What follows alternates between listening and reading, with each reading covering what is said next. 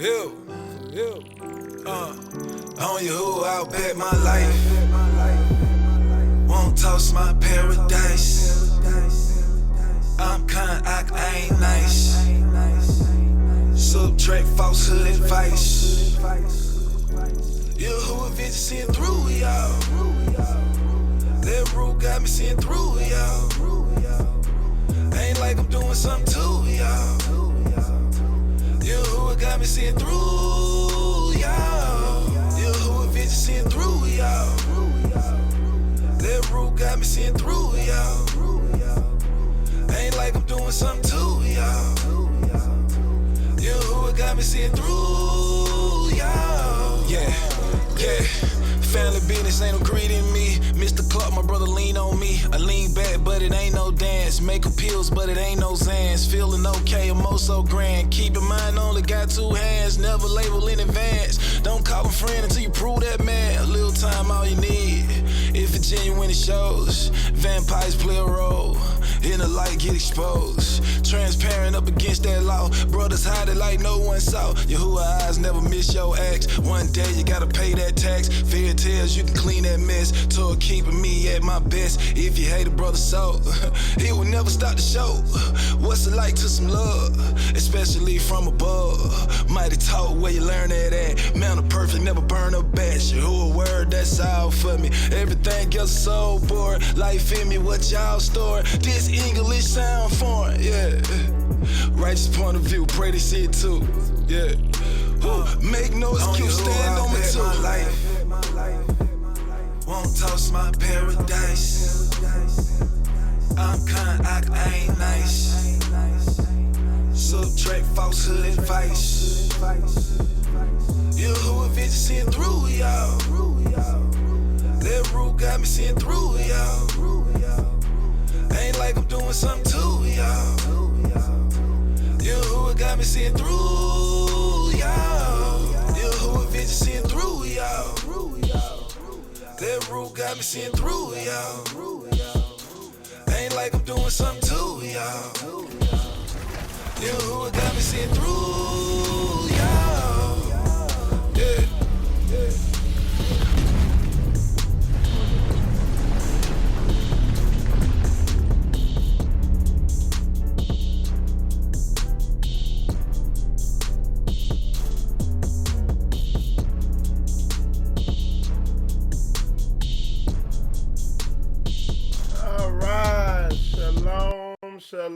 Shalom, y'all. It's Michael Israel. You watching Spiritual Combat.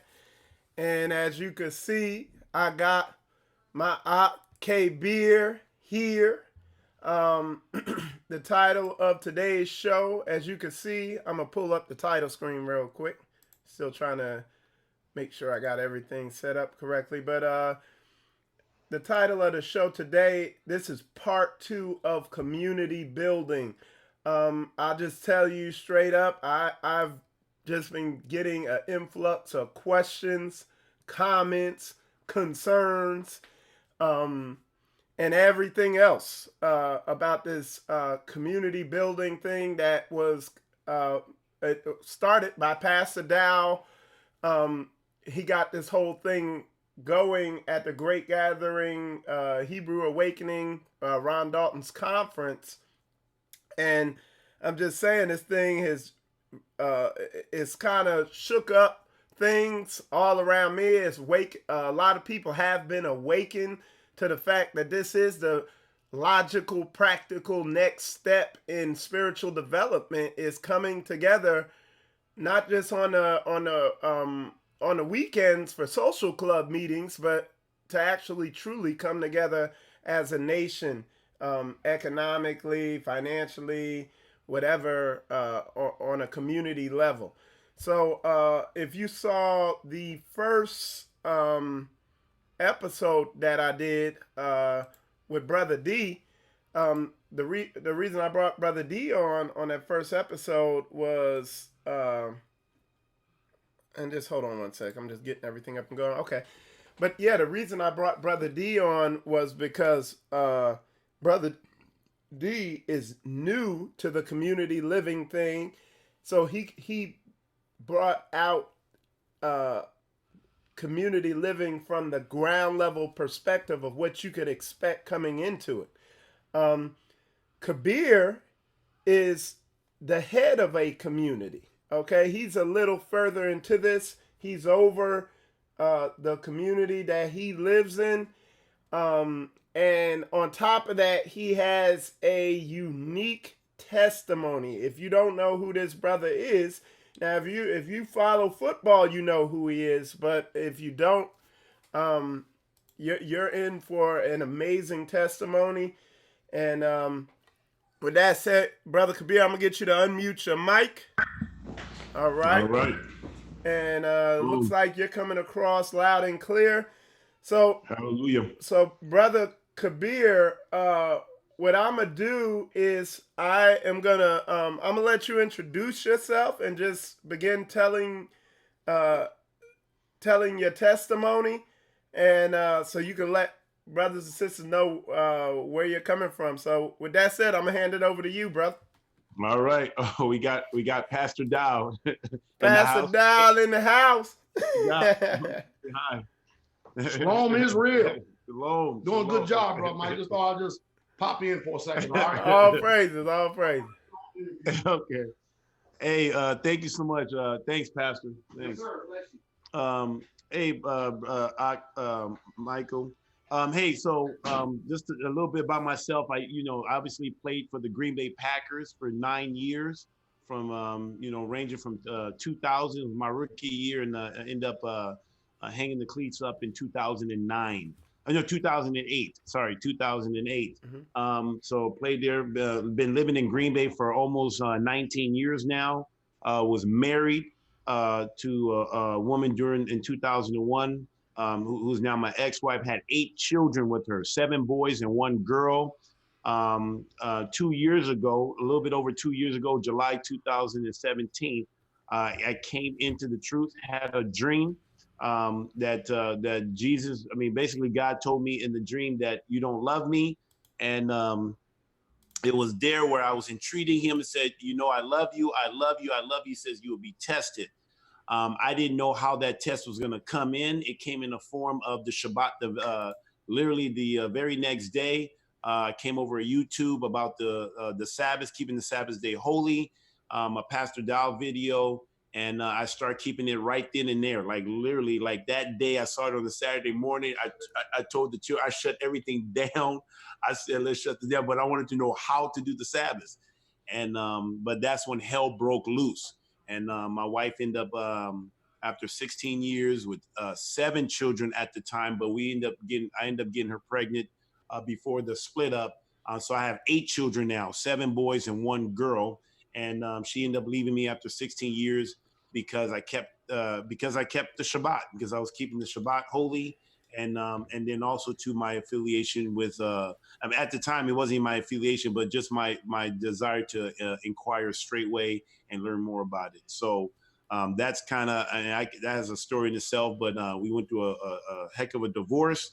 I lost all 8 children. I now pay $8,000 in child support. And so if that's not extortion, what is it? Extortioners would not inherit the kingdom of heaven, but that's a whole nother story there. But yeah, so that's where I'm at. And I built a beautiful home for my family and for ministry. It was always I always had a ministry in mind. I was trying to gather Christians together so we could be one mind, one heartbeat, and things of that nature. But obviously it was more meant for Israel now that I know that. But it was a 30,000 square feet home. I built a 30,000 square feet home with gymnasium, pool, bedroom, 14 bedrooms, and just all the amenities that you can have. And that wasn't enough to keep her here because I kept the commandments. So once you start keeping those commandments, it's when Yah said that he comes to bring division in the home, he does. So that's pretty much a little bit about myself. I'm a financial advisor now. I was with a company, but after the divorce, I lost my job there and started my own business called Yosef Financial Storehouse. And so obviously based off of Joseph or Yosef in the Bible. And so now that's what I'm doing. And obviously I'm the head of the community at Straightway Praise Land. This land was called Praise Land. And once I became associated with Pastor Dow and decided to be under his submission and do community, I named it Straightway Praiseland, and now I'm the head of that community. And I have about 16 people under my, I think 15 people, but 15, 16 people that I'm leading in this community. Okay, and if you could, Kabir, because and we're gonna get into about you being the head of community, but one of the things I wanted to point out is, again, this brother, he's a Hall of Fame football player. Okay, For the Green Bay Packers. for the Green Bay Packers. There's two types of Hall of Famers, so I am a Hall of Famer for the Packer Hall of Famer. So Okay. I respect it. Okay, for the Packers Hall of Fame. And I mean, he's not a millionaire where, hey, he made a $2 million. He's like a multi.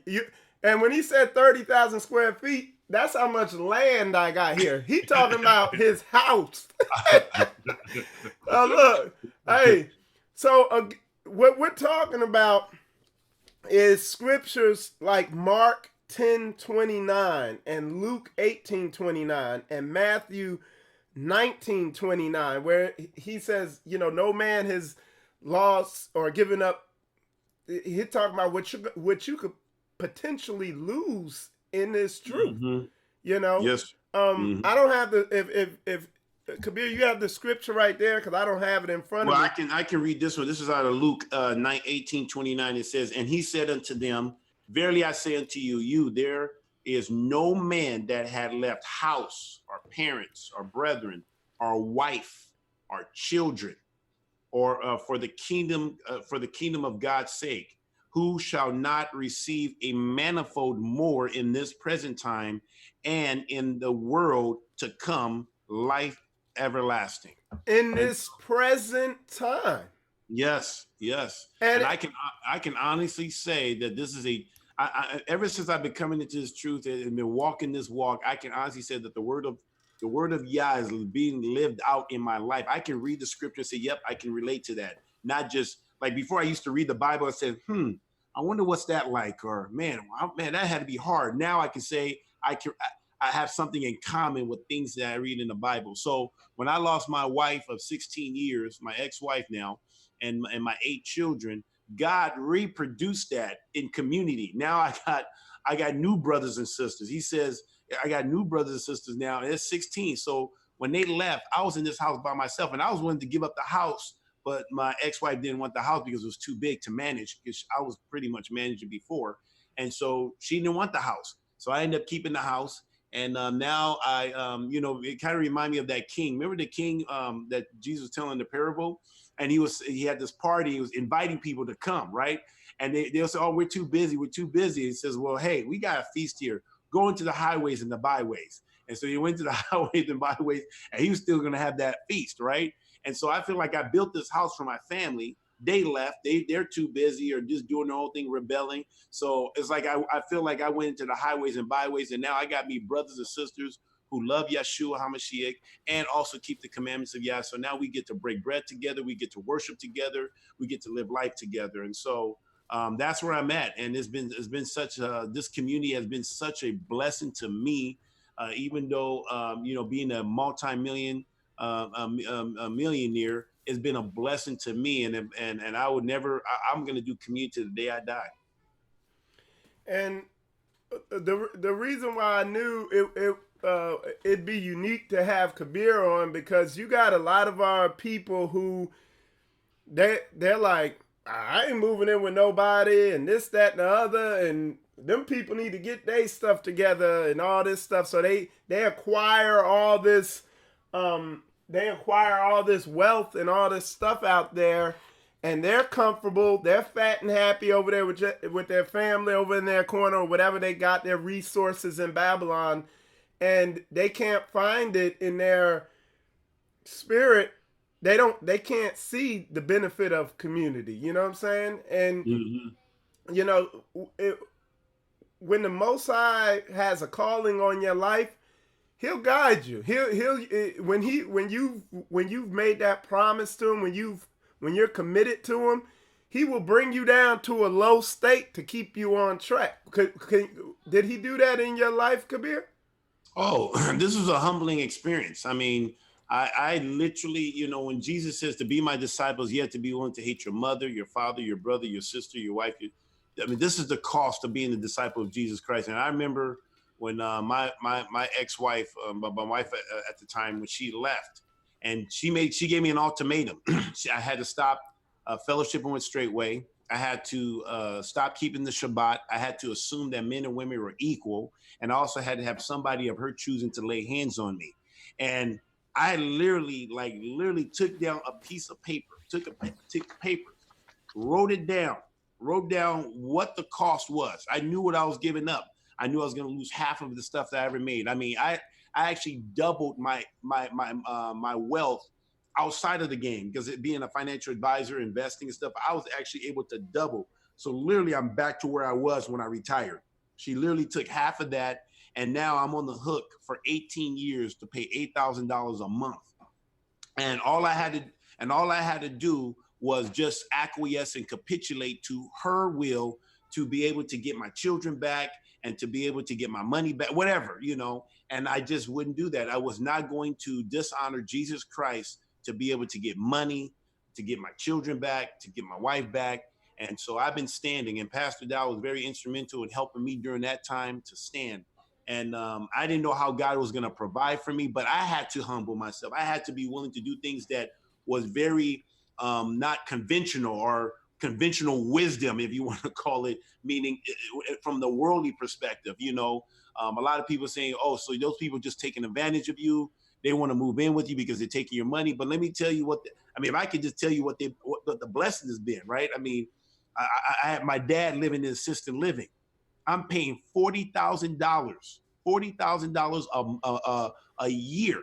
That's $3,000, about a little bit over $3,000 a month, for my dad to be taking care of in assisted living, which are Christians. Christianity told me to kick my dad out of the house, put him in assisted living. Pastor Dow told me, take your dad, get him out of assisted living. That's not how we treat our elderly, and we'll send you a sister to take care of her. Now I'm saving $40,000 a year because I'm doing community. I had a cleaning lady. This is a big house. I had a cleaning lady that came in once a week to cook and clean for me when my family left, to cook and clean. And I had to make the food ration last long enough until Shabbat, because I knew the saints was going to come in and make a meal. I had to make that last. And she was cleaning the house, a 30,000 square feet home. And so she was coming in, and now I was able to let her go. Beautiful lady. She worked for me for 10 years. I was paying her $10,000 to $12,000 a year. $10,000 to $12,000 a year. And now I have my house not only clean once a week, I get my house clean 6 days a week, except the Shabbat. You know? So I get my house clean 6 days a week by 4 women, by 4 sisters in here who keeps this house in tip-top shape. And so it's beautiful. I mean, the community has been more. So I'm saving another 12. That's 50 grand a year that I'm saving right there. And so, I mean, and I don't eat out as much as I used to. Like when I was with my family, I used to eat out all the time because my wife didn't cook that much. And now I think on my budget, I think I probably went out twice that I probably went out because even when I travel now, I'm usually with a saint. So we still eating at somebody's house. I rarely eat out at restaurants anymore like I used to. So community has been a huge blessing.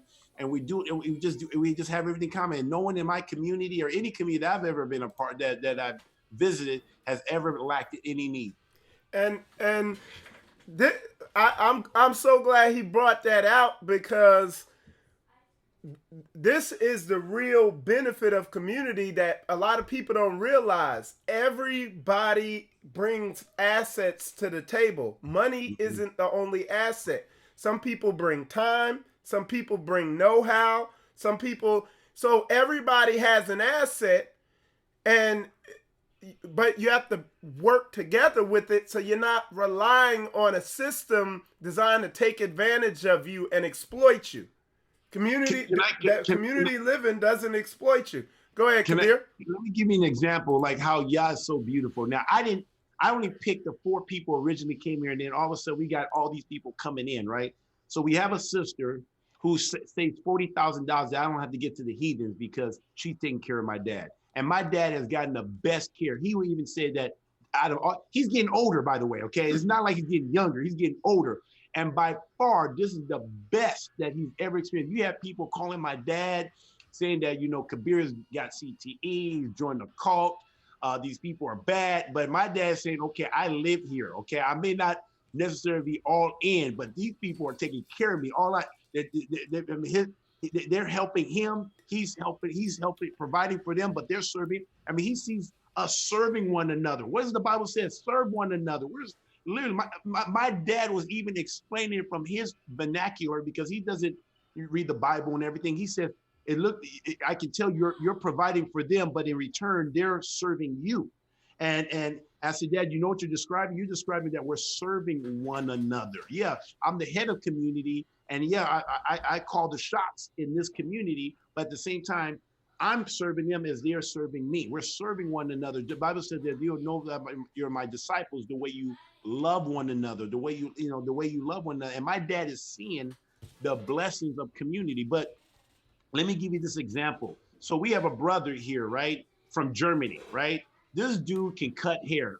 My haircut, I used to pay $30 every 2 weeks to get my hair cut. So we got a barber in barber in shop. I mean, in community. So we don't have to go out anymore to get our hair cut. And if I want to get a haircut right now, I say, hey, brother, boom, boom. Then we got people who can do drywall. They work for a company where they do drywall and sheetrock and plaster. We just had the other day, my dad fell into the wall. Not the other day, but like 2 weeks or 3 weeks ago, he fell, broke the wall. And this is a nice home. You know, I'm trying to, making sure it's nice and everything.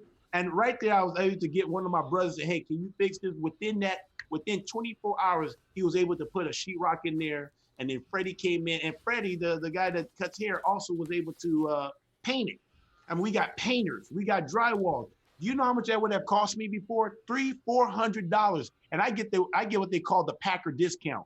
The Packer discount, for some reason, it feels like it's an upcharge, but they call it a discount, so, but now I just saved $300 to $400 on something that would have, because I have brothers in-house who has the gift. One thing we always say is that your gifts will make room for you. And so we got some talented people that's in here. So yeah, I'm providing the money, but these guys are providing the time. And then you got two brothers. We got two brothers in community right now working.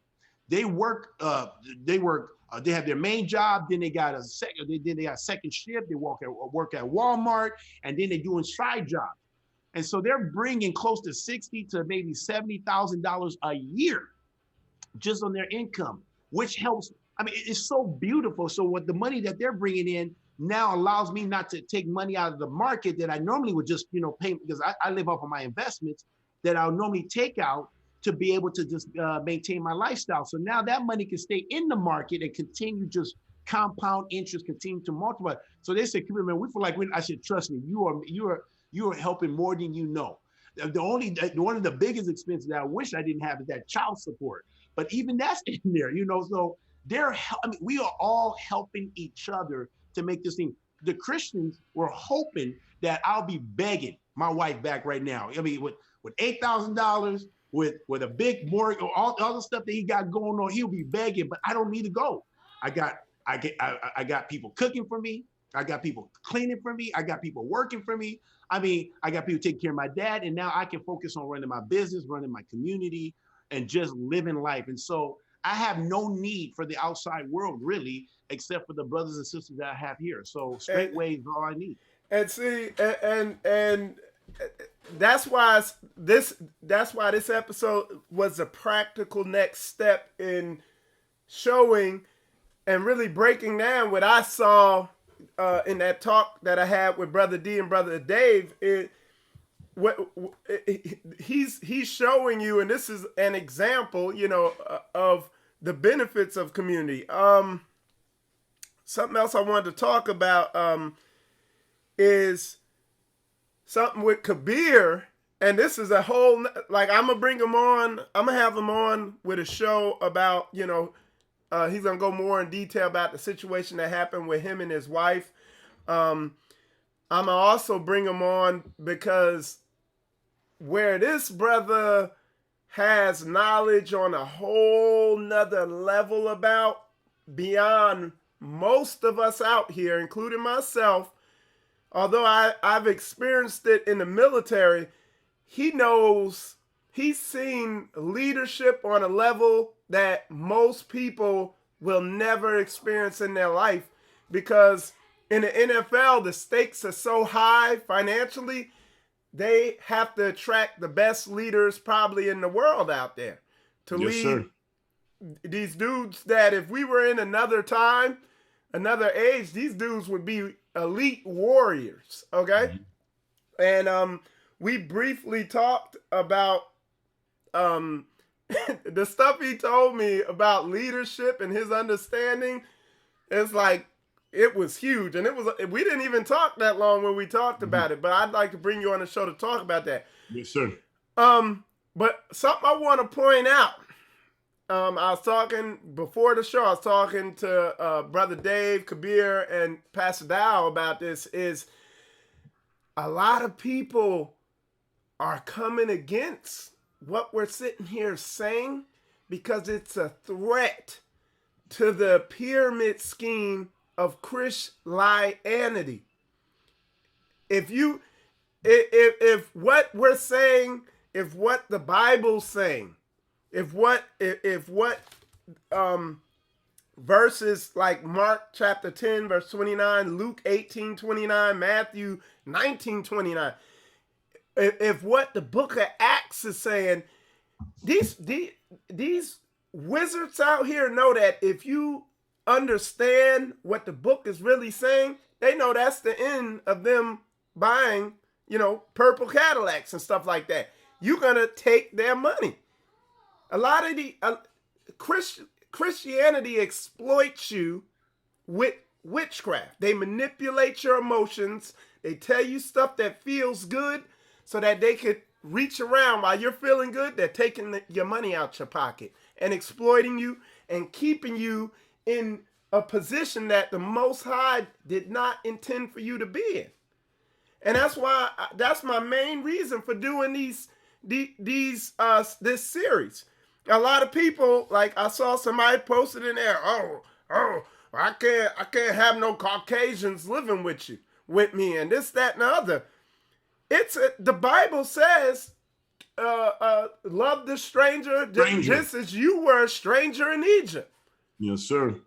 It said in Jeremiah, it says that these other nations are going to see his spirit upon us as a nation and want to join themselves to us. They'll be even given better names than the natural born. So this is, and like I said, I have a show coming up soon that's gonna, because we didn't want to do that Esau debate. We felt like it was too big of a distraction at what we have going on. But we're gonna get that thing. We're gonna sort that out. We're gonna get that where you're gonna look silly if you still pushing that ancient doctrine. But Brother Kabir, let's, if we could, talk briefly about leadership, because something you made me realize, because and this is me and Judah Matt, we had seen so much bad leadership. We'd seen so much manipulation, so much witchcraft when it comes to religion.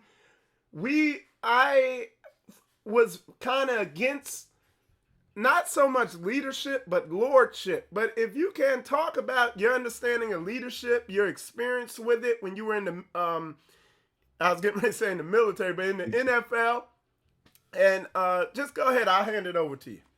Well, one thing that just when you talk about leadership, I mean, I even think about how Israel was, if you look at even in the Bible, even during the time of Moses, when Moses was trying to do everything himself, and his father-in-law Jethro came to him and told him, man, what you're doing is you're going to wear yourself out. You need to get able men to be able to, share the load and let them kind of, have leaders of tens and hundreds and thousands, and then let them deal with it, and then let them come to the when there's something that's heavy matters, then you can bring it to you. But right now you're doing too much. And so when I look at football, because I was a business, I went to school to be a business management. And one thing that I learned about business is to work as one, you got to have one leader dictating down. And this is not a democracy. If you start having this democracy stuff where people are voting and stuff like that, you're not going to get anything done. And so I had the ability in college, because I was learning about business management, to be in an environment like a football environment where you clearly can see who's the head coach, who are the coordinators, who are your position coaches, and then you see the players. And when you see guys playing on Sunday or on college football, when you see them playing, you see a whole organization working to come up with one common goal. We work in oneness. And it's never like, I can't tell you how many times where the linebacker, when I was playing defensive end, the linebacker on our team is the captain, or he's the one that at least is calling the plays. How many times he may have called it the wrong way? Let's say it was a Roger. The strength was really supposed to be the Roger call, but he ended up calling it Louis. And I remember one time in practice, I remember lining up to the real strength, but it was opposite from what he called. And I'm in my position. I say, I know I'm right, right? But 10 other guys are lined up on the call that the linebacker called. And guess what? As soon as they ran that ball, they ran right in the gap that I was supposed to be in. And I remember my coach telling me something. He says, Kabir, you were right, but you were wrong. He said, it's better to be all wrong than one person being right. Because when you're out, because we can always fight another day. And so I learned real quick that my job was just to listen to what that line, it didn't matter what I saw. Now I can kind of get a pre-read of what he's going to call, but at the end of the day, all that matters what came out of that linebacker's mouth. And because if we all line up, we can always fight another day. And so that's how I see how the Bible ran. The Bible's ran as a patriarch, and leadership is more patriarchal, and it goes down, top to down. And I've never seen even different coaching styles. You have coaches who are. Hey, Kabir, hold on. Let me hit something real fast. I see y'all. Two people ask questions. Number one, you're not blocked. So if you wanted an answer to your question, you're not blocked. You're not in YouTube jail. And then somebody else asked a question about you don't see holy leadership. Y'all need to listen. This is an accomplished athlete. I brought him on here to talk about leadership because he can give you understanding. Stop typing in there and listen for a second. You might learn something. I'm learning right now. Listen, shut all them spirits down in your mind and just relax and stop typing and listen. You don't get a chance to talk to people who've accomplished things he did. I'm not saying he's God, but he did something you didn't. Listen. That's all I'm saying. You're not blocked though. Just listen. Go ahead, Kabir. So anyway, being in the football dynamic, you have coaches screaming at you, and at the end of the day, you know that what they're doing is trying to get you to be the very best so that you can go out there and perform the play. I mean, it was so beautiful. I mean, this is a typical basic football player's life. We have a playbook. They give you a playbook. You can call that the Bible, right? You get a Bible, you study the playbook, right? But you just in football, you also have people that they knew the playbook. But when it came to actually putting it into practice, they couldn't do it. Sometimes I wasn't even good when it came to reading the playbook because of maybe I'm black and I'm slow. I don't know. But when it came to do a walkthrough and actually performing it, I could perform it. I was a doer of the word. I could do that playbook and better than most people. That's why I made it to the pros. That's why I was able to do the things that I did. There was just some things that people just couldn't do for whatever reason. And so that is how Israel should be operating. That's how we should operate. And that's why I fell in love with Pastor Dow, because Pastor Dow remind me, sometimes you can even, I don't know, Pastor Dow catches sometimes, but sometimes I catch myself calling him coach because he's so much like a coach, the way he leads. He leads like that. And then even the people that he puts overhead of community, he doesn't micromanage it. He says, hey, whatever Kabir says, that goes. And then so when I talk to my community, I say, guys, how many, I even told guys, you raise it. How many of you guys feel like Yah called you to come to be a part of this community? People are raising their hands. I said, okay. So you guys said, I didn't ask to be in this position, but Yah has put me in this position. And I'm going to lead this community the way I know how to lead it. I've made it in the world a certain way, and I'm going to use the same technique that I did in the world. I'm going to do it here, but I'm going to do it for the grace of Yah, right? For the glory of Yah. And so it's going to be done my way. And everybody says, got it. And now there's a oneness. When you come to this community, you see us operate as one mind, one heart. Isn't that what it says in Acts 2? And Acts 4, there was one accord, one spirit. And that's how football teams are. That's how great organizations work. They work in one. It's not all these people with their different opinions and everything. Does that mean you can't give your opinion? Yes, but everybody is subjected to or submitted to the person who's ruling over them. Now, does that mean I go around and abusing my authority? No, it's not like that. At the end of the day, I'm going to have to answer to Yah and how I handle the people that was under my authority. Just like Pastor Dow is going to have to answer to those people, answer to Yah and how he handled the people that are under his authority. So this is not, I mean, it's a beautiful thing when you see people working on, even my dad, or when people come and just says, man, they don't know how to say the word. We call it peace, the spirit of peace. But they said, it just seems like you guys work well together. It just seems like everybody is in their role. I mean, you got the women in their role. You got the men in their role. I mean, it's just beautiful because we're working as one, because you don't have a whole bunch of head. You only have one head, and that person gets the thing. Now, you could fall into the same thing like King Saul, and you get so caught up in making everybody happy at, trying to please everybody. Hey, and I'm sorry, Kabir. I know. Say that and tie. No, I want you to. Hey, look. Tie that in with the example that we talked about, where you talked about the nice coach versus the mean. Yep. All right, go ahead. So you can, especially as a community head, you can clearly see, and I'm going to bring it with the time, where how it's so tempting. It's actually a great temptation to try to please the people that you're ruling, because you don't want anybody to leave or get upset or be offended, and so you hear all these different voices, and you're trying to please them. And I remember one time I was having this stuff, and I was thinking of King Saul. What did King Saul? He feared the people more than he feared Yah.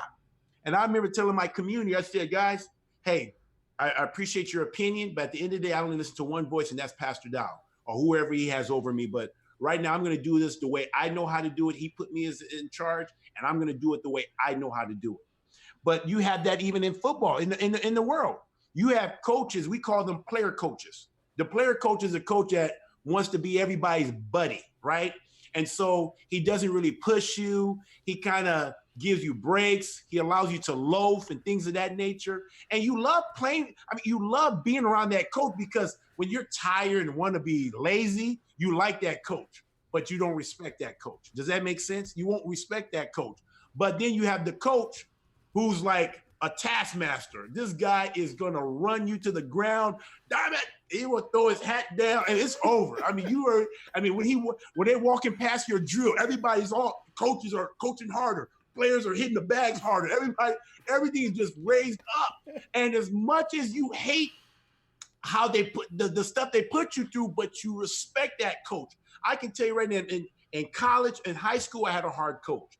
In college, I had a hard position coach. In the pros, I had several position coaches in pros. And my rookie year, when I had all my 10 sacks, if you look at my career, I had double digits. I ended up tying Reggie White's record for double digits, again, 10 plus sacks in the first 4 consecutive years. But that was under a coach who literally would chew me out. He had me come out there early. He had me stay out there to the point where I cussed him out one time. He said, whoa, okay. And I wasn't like that. Like he said, hit the shower. This guy worked me, and he always told me something. And to this day, he says, I'm going to make you do things you don't want to do so you can go to places you always wanted to go. And he made me do things I didn't want to do, but damn it, I made it to the Pro Bowl. I remember watching this guy named Simeon Rice. I don't know if you remember a guy named Simeon Rice for the Tampa Bay Buccaneers. And I remember watching, he was breaking film, watching him on film, and I'm looking like, because I was just a rookie. I'm like, man, that guy's good. And he says, what? He says, you're better. And I'm looking at him, I'm just a rookie. I'm 235, 45 soaking wet. And he's telling me I'm better. You'll see. He said, man, he says, Kabir is just the tip of the iceberg. And at that time, I was so gullible. I didn't know what the tip of the iceberg was. I thought the tip of the iceberg was the tip that you see sticking out of the water. Not the sticking out of the water, but I thought it was the tip of the tip. And then one day he put on my desk an iceberg and you can see underneath the water. And he's saying, that's the tip you're looking at. You see all that stuff? That's the potential. He says, I'm going to make you do things you don't want to do so you can go to places you always wanted to go. And guess what? When I got inducted into the Packer Hall of Fame, you know all the people I invited? And it was so beautiful to see this. I invited my high school coach, my college position coach, and the head coach. And I had a whole bunch of coaches in the pros, and I invited just the one I had my rookie year because the other coaches were players coaches. You know, I liked them, whatever you want to call it. But the one that made me a better player and made me a great player was the ones that pushed me, that was in my ass. And those are people you love, just like my father. I had to say yes, sir, no, sir. He used to, give me whippings, whatever you want to call it. They'll call it child abuse now. But the people that were hard on you, the Bible says that God disciplines those who he loves. And that's how I see those coaches. Those principles are so true. And the reason why, it was not like these coaches wanted to be hard, because they were hard because they saw something in me and they wanted to get it out of me. And so the same thing as a community head, that's what I have to do. That's what I love about Pastor Dow. Pastor Dow's not your typical pastor. Hey, and I gotta interrupt you on this because me and Pastor Dow were talking, and Kabir were talking about this before the show, because I've been getting all these. Hey, Mike. Hey, that dude Dow this. That dude Pastor Dow that. That dude Pastor Dow this. Hey, listen. I came to a heavy realization yesterday, talking to a lot of people. Shout out to one of my ops that called me, and me and him had a good, heartfelt conversation about, me and dealing with Pastor Dow and all that. And it brought me to this realization. I said, Pastor Dow, he's abrasive with a lot of stuff he says in his lessons. His public relations skills are zero. You know what I'm saying? Mm-hmm. But it's good because you got to listen through your emotions. You got to shut your emotions up and just listen with your spirit, your logic, okay? Mm-hmm. These Christianity teachers, these Hebrew mores who, they're perfect when you hear their lessons and you see them teach online. They relate to women and men alike perfectly. When you hear them talking, it feels good. They're the nice coach, okay? But when they tickle your ears, exactly. But when you meet them in person, they're snakes. Shallow. They're wolves in sheep's clothing. I'm telling you, I've met Pastor Dow. I've spent nights at some of his members' houses, and I've never been around more genuine people to date. Now, I'm still watching. I don't ever let my guard down, but I'm telling you, I haven't seen this. When I've been around some of these other people that tickle ears and stuff, you see demons on they people walking. I'm like, dude, is this right? Or is it me? Like, are these people this messed up? I'm telling you. So I had to put that out there, man. But what people, the part that Pastor Dow has a saying, and it's so true, men follow strength. You have to understand, brother Mike, I have been around some great people. I've met presidents. I remember Bush. I'm just using just worldly, markers. But I met President-elect Bush. I've met President-elect Trump. I mean, I have been in this circle. I have been in the bubble. I have been around great players like Brett Favre, Aaron Rodgers. I mean, Joe Montana. I have been around great men, great coaches, Andy Reid. I mean, I can go on and on and on. And let me tell you something. When I think of Pastor Dow blows them out of the water. So we can identify great leaders, great people who knows how to inspire. I mean, I remember watching Brett Favre. I mean, when you get to be a teammate of Brett Favre wasn't just a guy that was isolated, focused just on the offense. This dude would be on the defensive side. He knew how to motivate people, not only in his words, but mostly in his action. And so when you see Pastor Dow and how he does it, this man gets in your ass, especially when he's preaching. Most people just know pastor preaching. Now, obviously, but Brett Favre was a great teammate off the camera. You know, when there's no practice, he can clown with the best of you and everything. But when it came to playtime, everybody knew Brett Favre expected greatness. He expected you, hey, you can't let up.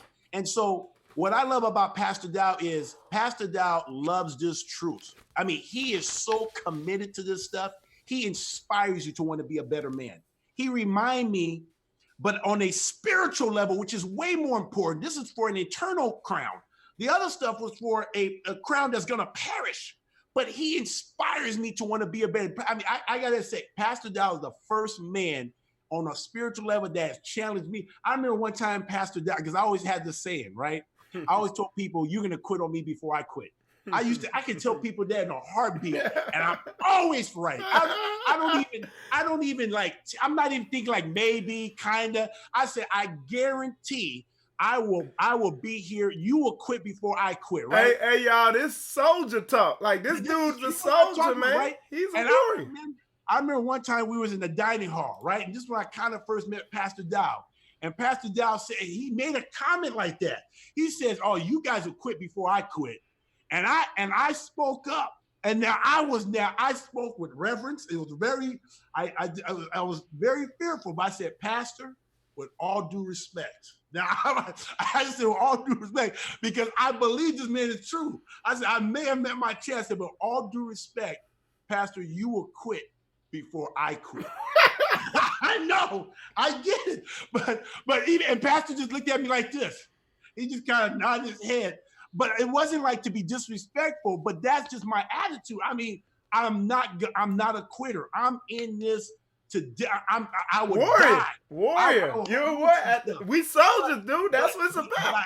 But Pastor Dow's the first person that made me like think about this. Like, okay, you know what you're about to talk to a man who's committed to this stuff.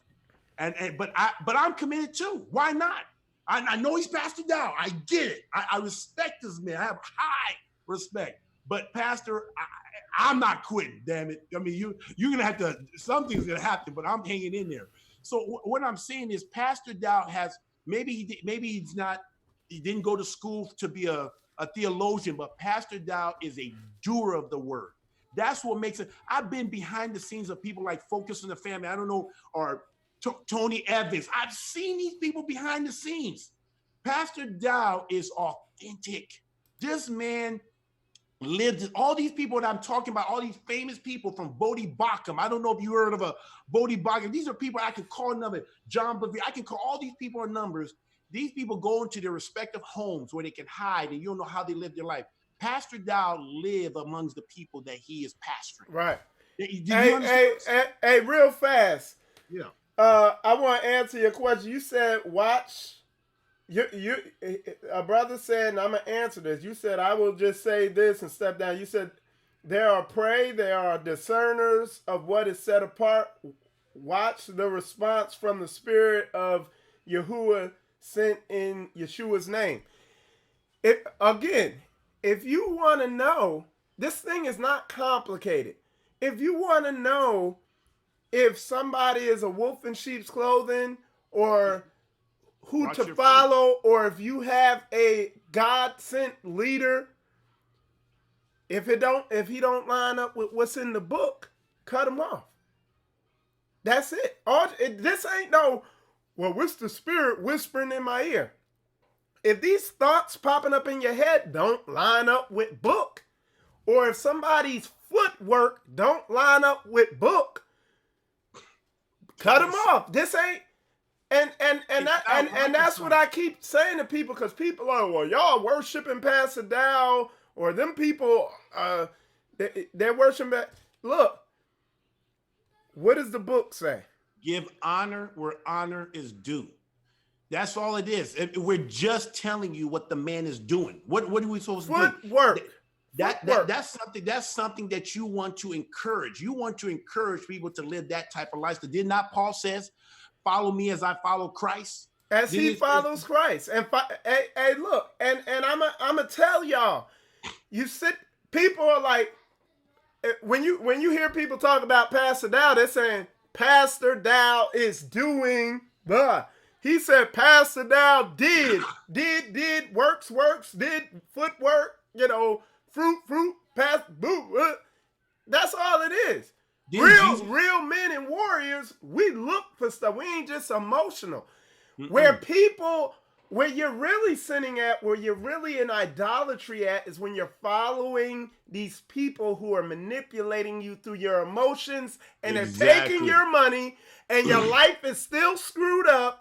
Your marriage is still screwed up. You got demons on you. I could read certain Bible verses to you, and your demons come up and start manifesting, and they're the nice coaches. They're telling you all this nice stuff, and your career's going down the drain.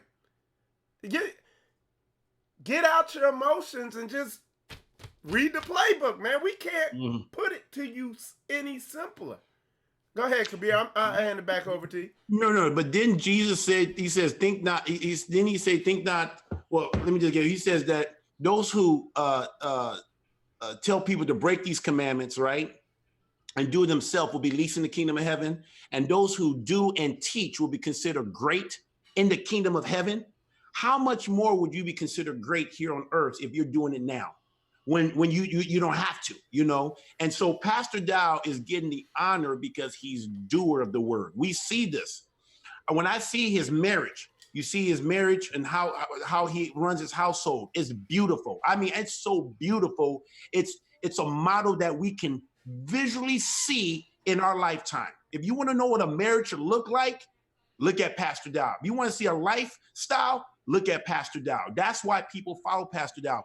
Pastor Dow is not a talker. He is a doer. So the things he talk about is because he's doing. That's why he can speak with so much authority.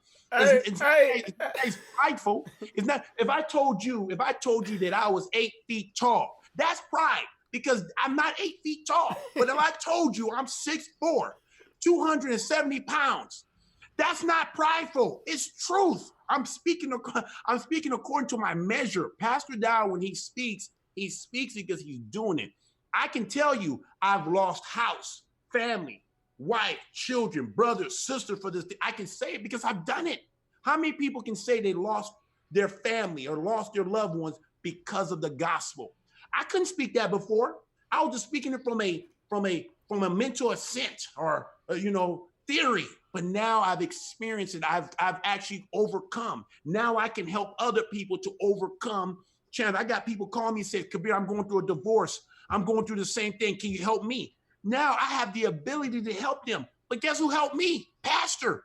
He helped me. He was able to help me to overcome. But why was he able to help me to overcome? When I had all these pastors telling me, go back to your wife. Just get back on you, wash her feet. Do whatever you got. Pray for her, that God will change your heart. All these people were telling me to do things that I couldn't find in the Bible.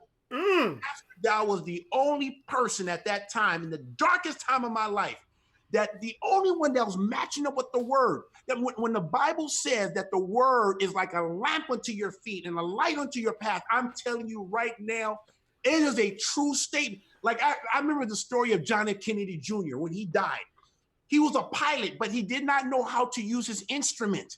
And so when he was flying in the clouds, because when you're up there flying, and maybe somebody, if anybody's a pilot, let me know. But I guess when you're flying up there, you don't want to use your visual. You have to use your instrument. Yep. You got to be so dependent on that instrument because what you think is up is down and what you think is down is up. Yep. And so he got confused and literally took his family and crashed and killed his whole family. Yep. JFK Jr. Yep. And so this walk in this life is like you cannot go by what you see, feel, your opinions. You have to, that word is like your instrument. You got to depend on that word.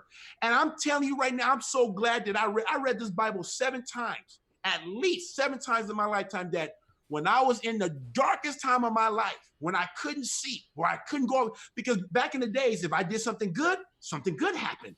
You know, I have a good game because I did this good, or I read my Bible or whatever, you know, and now I'm doing something good, but something bad is happening. I'm trying to keep the Shabbat, but my wife leaves me. I help people counsel in Christianity. What's going on, Kabir? Well, why is your wife leaving? I don't know why she's leaving me. Could it just be that she's doing something wrong? No, she wouldn't leave you if you were doing right. Right. So I'm looking at the word, and all these pastors say, Kabir, you know what to do. You know what to do. The nice coaches. The nice coaches, but the only person, he spoke truth, and it was hard. He says, now you're growing some nuts, Kabir. That's what he told me. I'm KGB. You can't talk to me like that.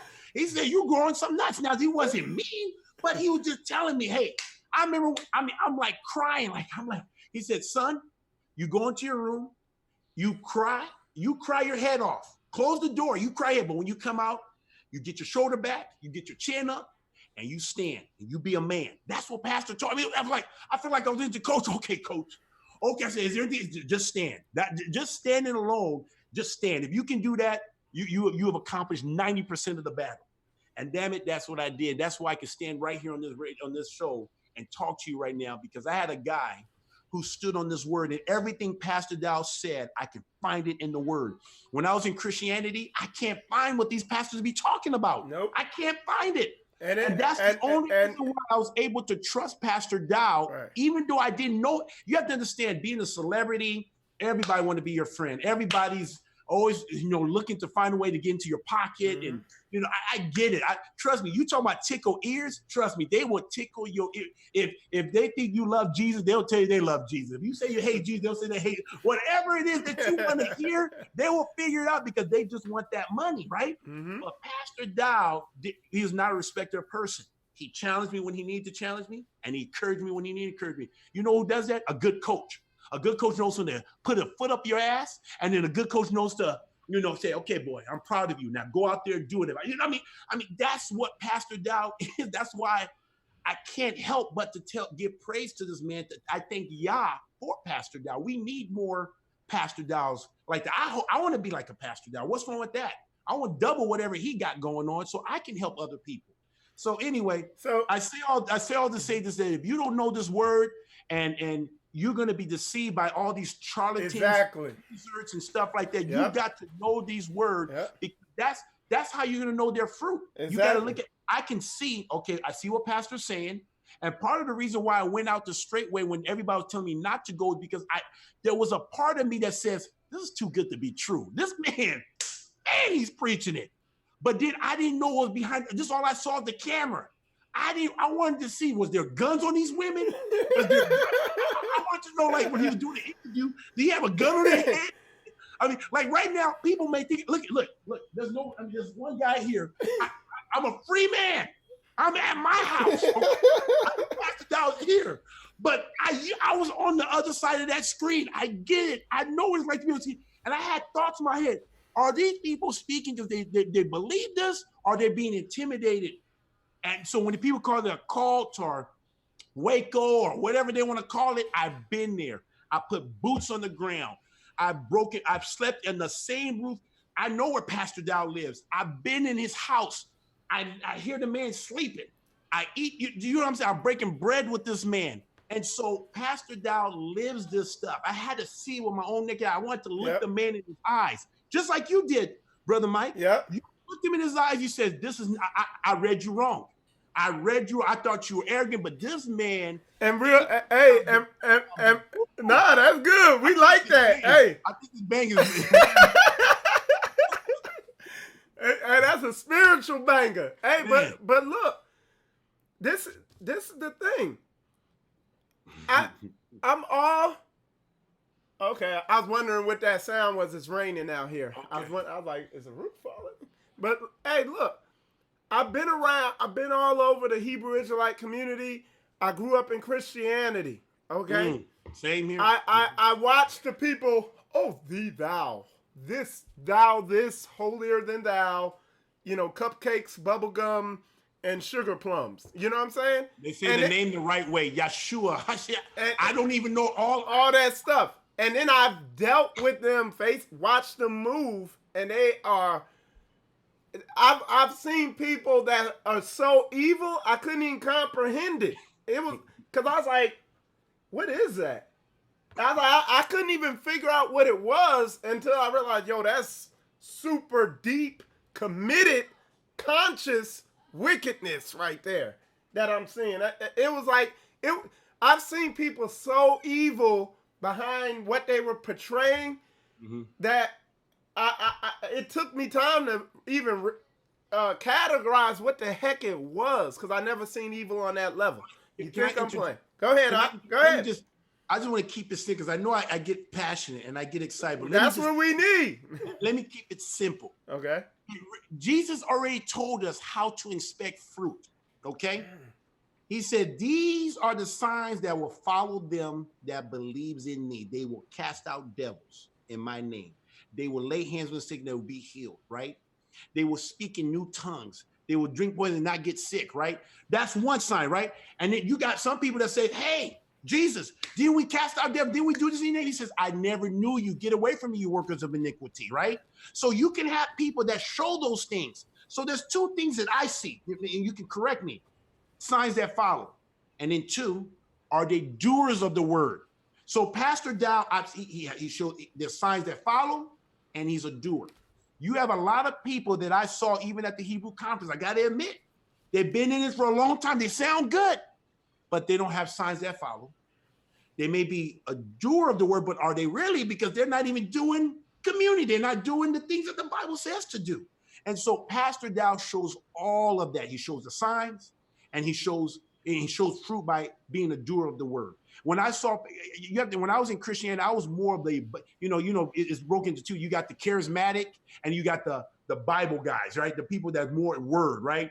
And so if you're more word, you thought the charismatic was weird because you thought it was all emotions. Then you got the people just all feelings, but they didn't know the word. This was the first ministry that I've ever met in my whole life. And I don't think I've ever seen anything like it. I don't know if I will.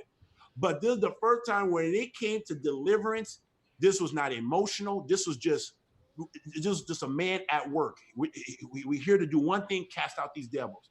This is not a show. It's not music playing or whatever. It's just casting them out. And you see the manifestation just coming out left and right.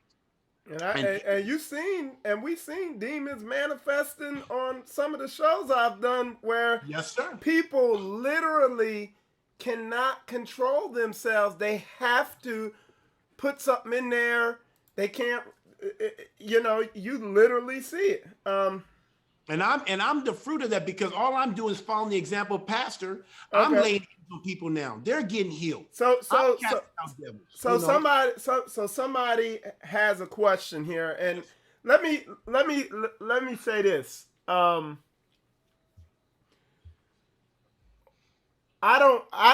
I don't think everybody's perfect. I think folks have their issues. No. I was talking to a brother yesterday. He brought out some things, and let me tell folks something. I'm sorry. Let me put it back here so y'all can see me.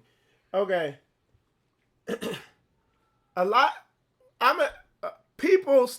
People scrutinize Pastor Dow because he challenges them in an area that makes them spiritually uncomfortable, where they know he forces them to face themselves in a big area and that's actions.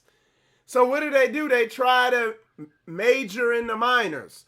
Well, he said this or he cursed or he that. Me, when I went up to the conference, man, I went up there and look, me and Koya, because I got to make this point because I did a video a while back. Yeah, me and Koya, we doing it. We have enough money. We ain't broke and struggling and on welfare. No, we fine. We making it, but we see the treadmill thing going on here where your kids are going to school. We're on this, and we see it because we have foresight. We can see ahead, okay? And we were looking for answers. There aren't any answers out there. Folks is making you feel good. They're giving you a bunch of Bible knowledge and all these elaborate breakdowns. But they really ain't, these people, they ain't no answers out there. A lot of people in here saying, well, they worship Pastor Dow. Well, we don't like the way he shouldn't talk like this, or he shouldn't, like every single concern about this man and his ministry and all that. It's like, dude, why are y'all focusing on that? This man, even if you don't want to have nothing to do with Straightway, this dude laid down a model to take you to another level. Why y'all focus? You don't even gotta. And the dude genuinely, he don't care whether you get down with him or not. He's saying, do this thing that we're doing here. It's book. So why y'all focus? Why y'all? I know it's spirits in you because you don't really want to go all in. A lot of y'all, low key, are closet lovers of Babylon. Y'all in a love affair with Babylon. You don't really want to come out with it. I mean, you got people on here saying, I ain't living with no black folks and all that. Why? Because you got demons in you. And you know you got to get them up out of you in order for you to truly come together and trust your brother like the book say. So, I mean, lose me with all that. Like, that's why I'm trying to show y'all the spirits in you that are causing you to really not. Well, you don't have to come together and all that. Go ahead, Kabir. You got it. So isn't there a word? It says in Isaiah 58:1, he says, cry out loud, spare not. I repeat, spare not. Lift up thy voice like a trumpet and show my people their transgressions and the house of Jacob their sins. That's what Pastor Dow's doing. He didn't say, telling them nicely, make them feel good. You know, he says, cry out loud, spare not. Don't spare their feelings. Spare not. Lift up thy voice like a trumpet and show my people their sin. That's what Pastor Dow is literally doing. And if you I'm sorry to interrupt you. And this is, I'm gonna be 1,000 right now. Yeah. The reason I don't listen to 90% of the Hebrew teachers out there is because they don't really show you where you off at. And I found the people that 90% of the Hebrew community tries to come against are the people that talk about how most of these black women are just big mouth, rebellious monsters. Like anybody who says stuff like that, I notice they're always critical of these people. But that's one of the biggest elephants in the room in the black community. Lust, porn addiction, big mouth women, people not really coming together. Like one of the largest elephants, one of the biggest things keeping us in this captivity ain't supporting black businesses. It ain't got nothing to do with business. You can't support a black business if you ain't got no damn money. One of the biggest issues is we not working together, so that's why we ain't got no money. We working for our enemies. We're doing business with our enemies. Our economics are with our enemies. And Kabir is showing you right here how, you know what I'm saying? Mike, can I go ahead, bring it out. It's you. Guys, if you guys, I mean, I was a professional athlete. I'm still considered a famous person. I don't know if you can be unfamous, but I am a famous person, well known, okay? People took advantage of me of Christianity. Now, I knew I was being taken advantage of, but here's the thing. When I was in Christianity, I believed that was the truth. And even though I was warned, watch out, be careful, they're going to take your money, I was willing to be taken advantage of because I didn't want to miss out on Yah's blessing. Does that make sense? Hey, hold on, because I got to address this. So, you need to show me where or who is going around saying they are sinless and nobody can correct them. This is what we were addressing in that show I had up before. I was addressing the same thing. Where did Kabir say he's sinless? Show me where Pastor Dow is going around saying he's sinless and he's above correction. Or Kabir, you let me know, is Pastor Dow above correction? Nope. Pastor Dow, even in his own message, would tell you, go and check his work. Go behind check. Just the last 2 weeks, Pastor Dow even came back and says, hey, this is what I knew at the time, and made the correction himself based off of further, just, we only know in part. Pastor Dow is, I mean, he is a pastor that humbles himself. Hey, listen, I promise. Everything, the reason why my channel is called Spiritual Combat isn't because it's a catchy title. It's literally, I'm about watching what, I'm scrutinizing thoughts that pop up in my mind to see if, is that a demon that put that thought there? Or was that aligned with what's in the book? If you're implying what you're saying, that's called a false accusation, and that's the direction you're. And is he not the accuser of the brethren? Uh-oh. Isn't Satan the accuser of the brethren? That's what he does. He goes around and he uses people to do that, just like Peter. I mean, he loved his master. He says, may it never be. When he says, I rebuke you. He says, get behind me, Satan, for you don't care about the things of Yah, but the things of man. So you gotta, anything that thing comes in, you gotta cast them out. You can't, Pastor Dow always teaches based off what the word says, that when thoughts come to your mind and it sounds like it's your voice, it's not, that's not you, it's Satan. You got to be able to know what this word's saying and be able to. You gotta be humble. And so, and I'm sorry, because I know what this is. That's why I'm parking the car right here, and we just sitting right on here on this thing. Yes, sir. Because Yes, sir. this is it. This is that thing.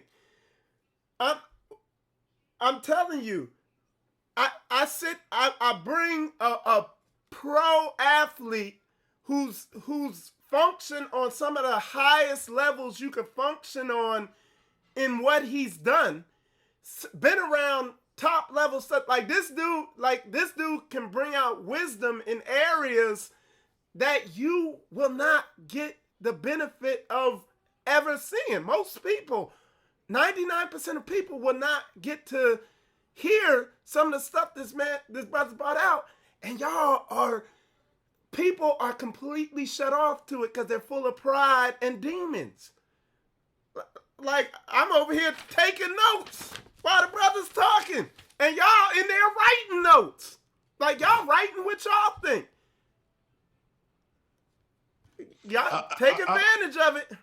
Hey, all I can say is that if those who have ears, let them hear, and those who have eyes to see, let them see. That's right. I'm telling you, I've been at the highest level in the world, I guess in the football world. I've been in the highest level when it came to Christianity. I was a big donor. I gave millions of dollars to the Christian cause. And I've never seen the dollar goes back to the people. It just went into the coffers of the pastors. It is a multi-billion-dollar. Go look it up. Focus on the Family. Multi-billion-dollar ministry. You can go look up all these different ministries, guys. I mean, if you know it, Tony Evans, Bodie Bacham. Go look these. I can call these people up right now if I choose to and talk to them. These people are wolves in sheep clothing. Okay. Ooh. So when I tell you, I wish I could have done the 16 years is I wish I would have done an investigation, a thorough investigation of all the pastors that I ever had in my life when I was in Christianity. The only person I've ever done that to was Pastor Dow.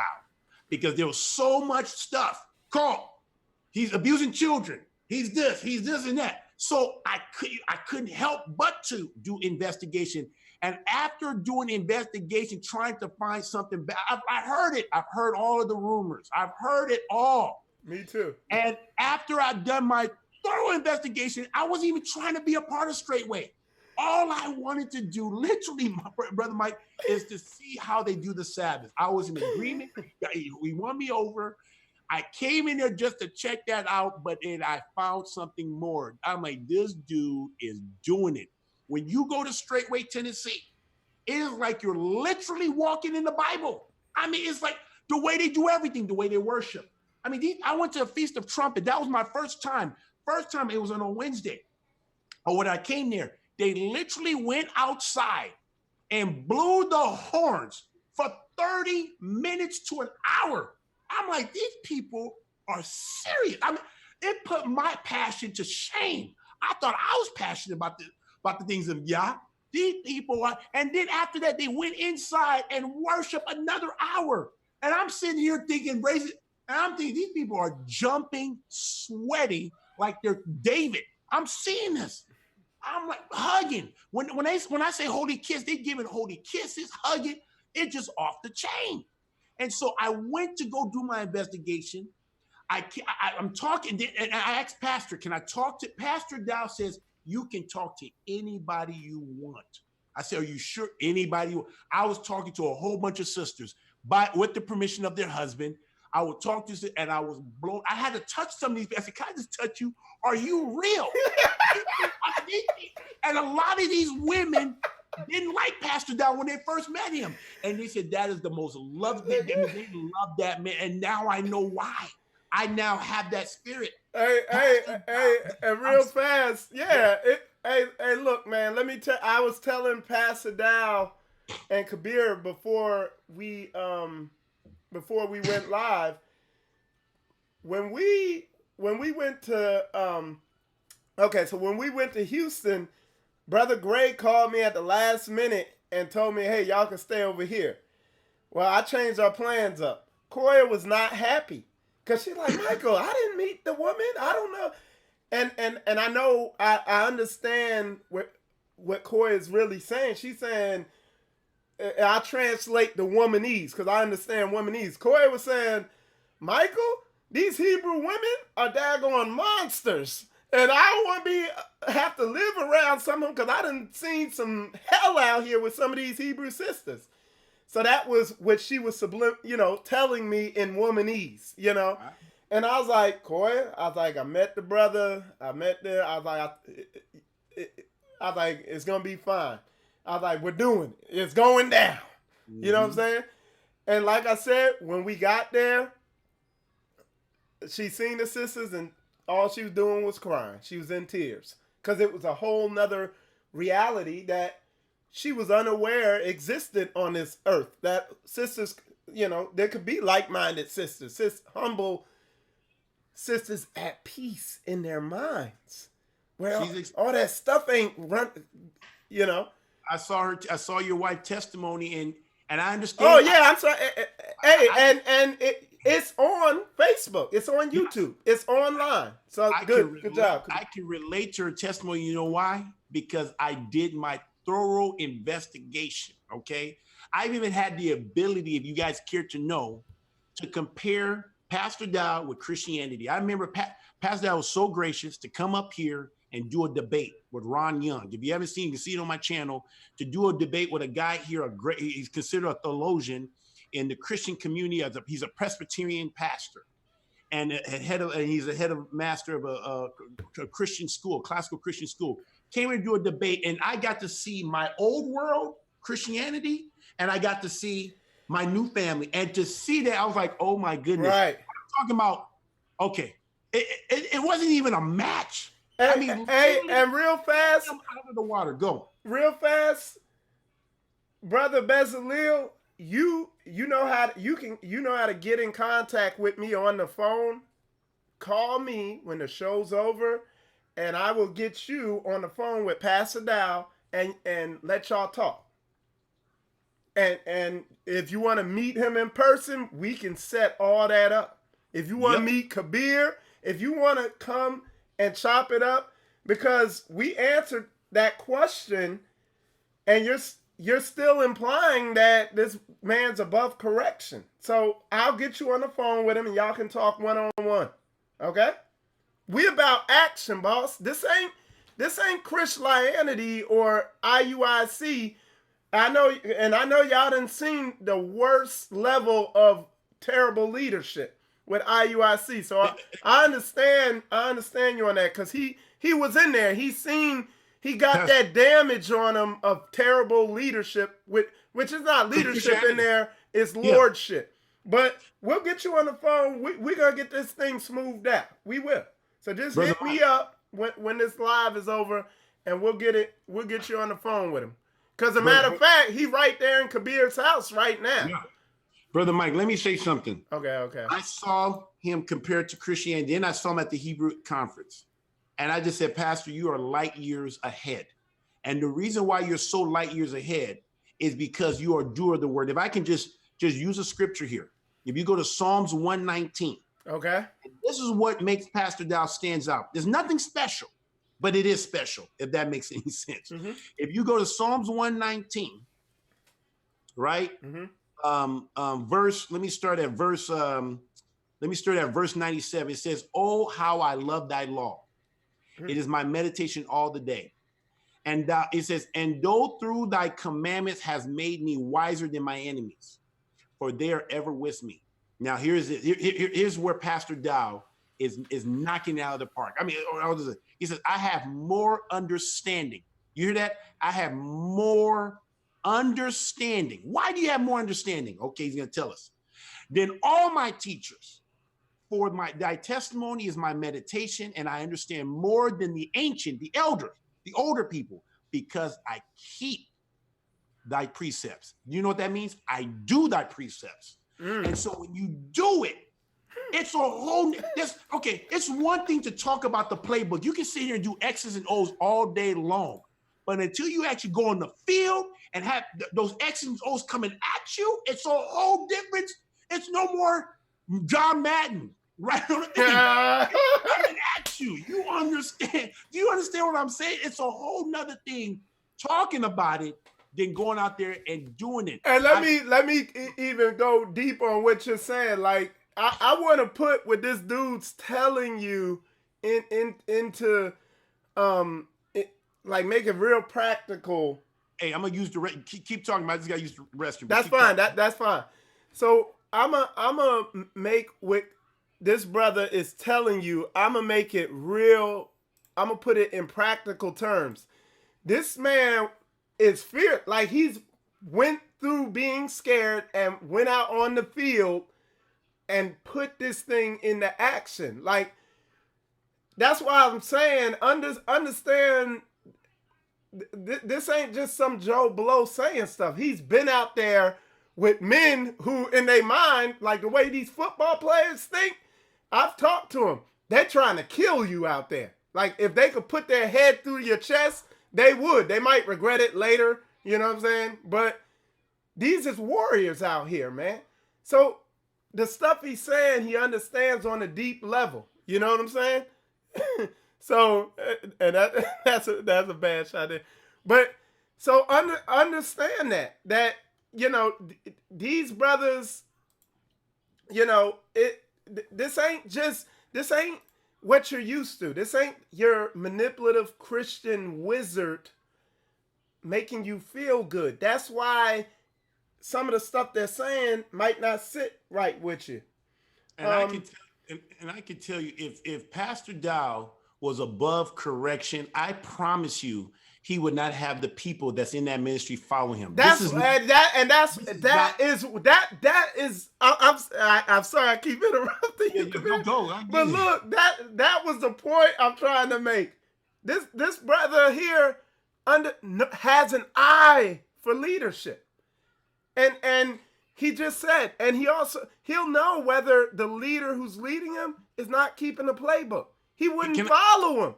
That's what I'm trying to tell you. The people I've been talking to that's around this man don't follow. They would not follow Nathaniel. They would not follow. They'd see Nathaniel of IUIC coming 20 miles away. They don't get deceived by these fake people. Brother Mike, let me say something. Okay. In Christianity, they do a good job in recruiting professional athletes, celebrities, and they fleece them for money. They will treat them like a king. I'm telling you, it's off the. It's a business. Pastor Dow literally has the ability now in my life, if he wanted to take him. I'm telling you right now, he can't. I can't tell you how many times I've asked Pastor Dow, "Hey, Pastor, is there anything I can do?" There's even another.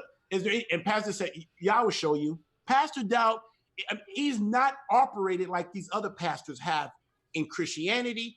I even know somebody, was it UIC or please forgive me, the people in the purple. What do they call? United in Christ in Israel, whatever, UIC or IC, whatever. I have a brother that played in the NFL and they took him for all his money and he had millions of dollars. Do you hear what I'm saying? This dude got taken advantage, and Pastor Dow has not done that. He has not done that, and even with the ability to do so, he will not do that. And, so, and he has every right to ask for help or whatever, but he chooses not to do that. Pastor Dow has given more than I have given. I can honestly say that. I have been taken advantage. I can tell you how, okay, this is how Pastor can come at you in so many different ways. They can come at you covertly. A lot of the pastors come at you covertly. They'll even tell you, oh, I don't care about your money. I don't care about your KGB. But somehow they're kind of come in there and find a way to get your money. Some people come overtly and just ask you, hey, God will bless you if you give 10%. You know, I mean, I've seen pastors come in so many different forms of getting money. And it's all about the money at the end of the day. They don't care about your soul. Pastor Dow goes after your soul. He cares more about the soul. And because if your heart is right, you can't help to want to give to a ministry like this and to support a man like that. Does that make sense? So I have been taken advantage of. I've seen other people get taken advantage of. I think I've done pretty good because I gave, but I didn't give to the point where they were able to just release me to the point where I'm broke. And 80% of the guys that played in NFL within 3 years of leaving the game filed for bankruptcy and their divorce. Mm. So I'm one of those guys that know how to protect. Even with a divorce, I just lost half. And I'm still able to maintain what I had when I was married, and I'm still paying $8,000 a month, just to let you know what I'm working with, $8,000 a month to a woman that she doesn't even need the money. She is set for life, but I'm still giving it to her. So so I'm a guy that knows how to protect my shit. I mean, you know what I'm saying? I know how to protect it. And I'm looking at Pastor Dow. I'm looking at his footprint. I'm seeing how he lives his life. Pastor Dow he is a man of accountability, because if he wasn't, you wouldn't have these people following him. You just wouldn't have him. And also too, not only have I seen how he is among the Christians, how he's among the Hebrew Israelite community, I have been in on judgment. You know how when people get corrected, the way they do it is biblical. They literally set up when you've been in the seat of judgment, it is scary. I've seen it when there was a situation that happened, and I'm just sharing it briefly, but there was a situation that happened at Straightway. Hasn't happened in 20 years. And since they've been in the ministry, and something happened, and the way that Pastor Dow was in on that judgment, I'm telling you, I mean, it brought fear, but the way he handled it, the way he handled his elders, his pastors, he was not a respecter of persons. It was dealt with immediately and biblical. You heard 2 or 3 witnesses and things. I'm like, wow, these people, even some that should have been a black guy, I remember seeing, I'm thinking like, okay, I know this is a bad situation. It was a bad situation that no ministry like Straightway will want this to happen, but it happened. But the way it was handled blew my mind away. It was so biblical. It was like, okay, I should be like, oh, that's bad. Oh man, I'm not coming to this ministry. I'm looking at it. I'm thinking like, even in their fault, even in something, and I'm talking about, but even in something that was a bad, because people say, Kabir, they just show you the good things of Straightway. That's why you love Straightway. You haven't seen the bad things that happen. No. I saw bad things happen, not just this one situation. And the way they even handled that was biblical. Do you hear what I'm saying, Brother Michael? I hear you. The way that was handled was biblical. I even seen it where something was an accusation was brought to pastor. He wasn't in on that judgment. He stayed out of it because he was in it now. He stayed out and let the elders and the teachers and guess what? Because I was one of the people there, a head of community, they said, Kabir, you need to be there because you're the head of community. You need to know how this goes. And I'm thinking I was just going to observe like I did the first time. Guess what? They had a seat for me. They said, Kabir, you sit up here. I'm like, that was intimidating. I'm listening to I'm listening to Elder Rufus. You know, you met Elder Rufus. Oh, yeah. I mean, the teachers, they had some deacons in there, and then you have me. I'm a community head. I'm the rookie. I'm like, who am I? So I'm listening, and I'm just trying to discern the spirit. And I'm thinking, like, what can I add to this stuff? And all of a sudden, I had a spirit on me that says, hey, there's something. And I just kind of raised my hand, and they said, speak up, Kabir. If you hear, and I gave my little judgment or what I see, and it was like, I mean, do you understand? And look, and again, I'm gonna just say, I've seen it all. yeah, and I'm gonna just say it again, man. Some people, they know. I'm telling you, what's welling up in you is, if you look at what you got to look at, or what you're missing is what people are saying is, hey, this man got a revelation that other people weren't seeing in the word, and he's carrying it out. They're like, oh, well, that's too much. You worshiping that man? Yeah, because it's going to challenge your whole reality, and you're going to have to come out of your comfort zone and come out of Babylon. But y'all low key love Babylon, dude. How come it's okay to root for Aaron Rodgers? Why is it okay to root for excuse me here? Why is it okay? Can you see me still? Oh yeah. Okay. Why is it okay to root for Aaron Rodgers and all these celebrities, but when it comes to a pastor, the Bible says to give double honors. When I was worshiped as a Green Bay Packer, I was worshiped. No one said anything. But then you have a pastor who's actually doing the work of the ministry. And everybody got a problem with him. But they love Bishop Eddie Long with his Jerry curl wig. Or T.D. Jakes or T.D. Snakes. I mean, it just blows my mind away when somebody's actually doing it. It's a bad thing, but you can honor these other people. And then they're in here implying, well, what was the judgment? Did they beat him? Did they shoot him at the stake? No, they probably just pushed him out the middle. No, now the other one, it was a miscommunication, the first one, and the other one, they did put the brother out. And you know what's so beautiful?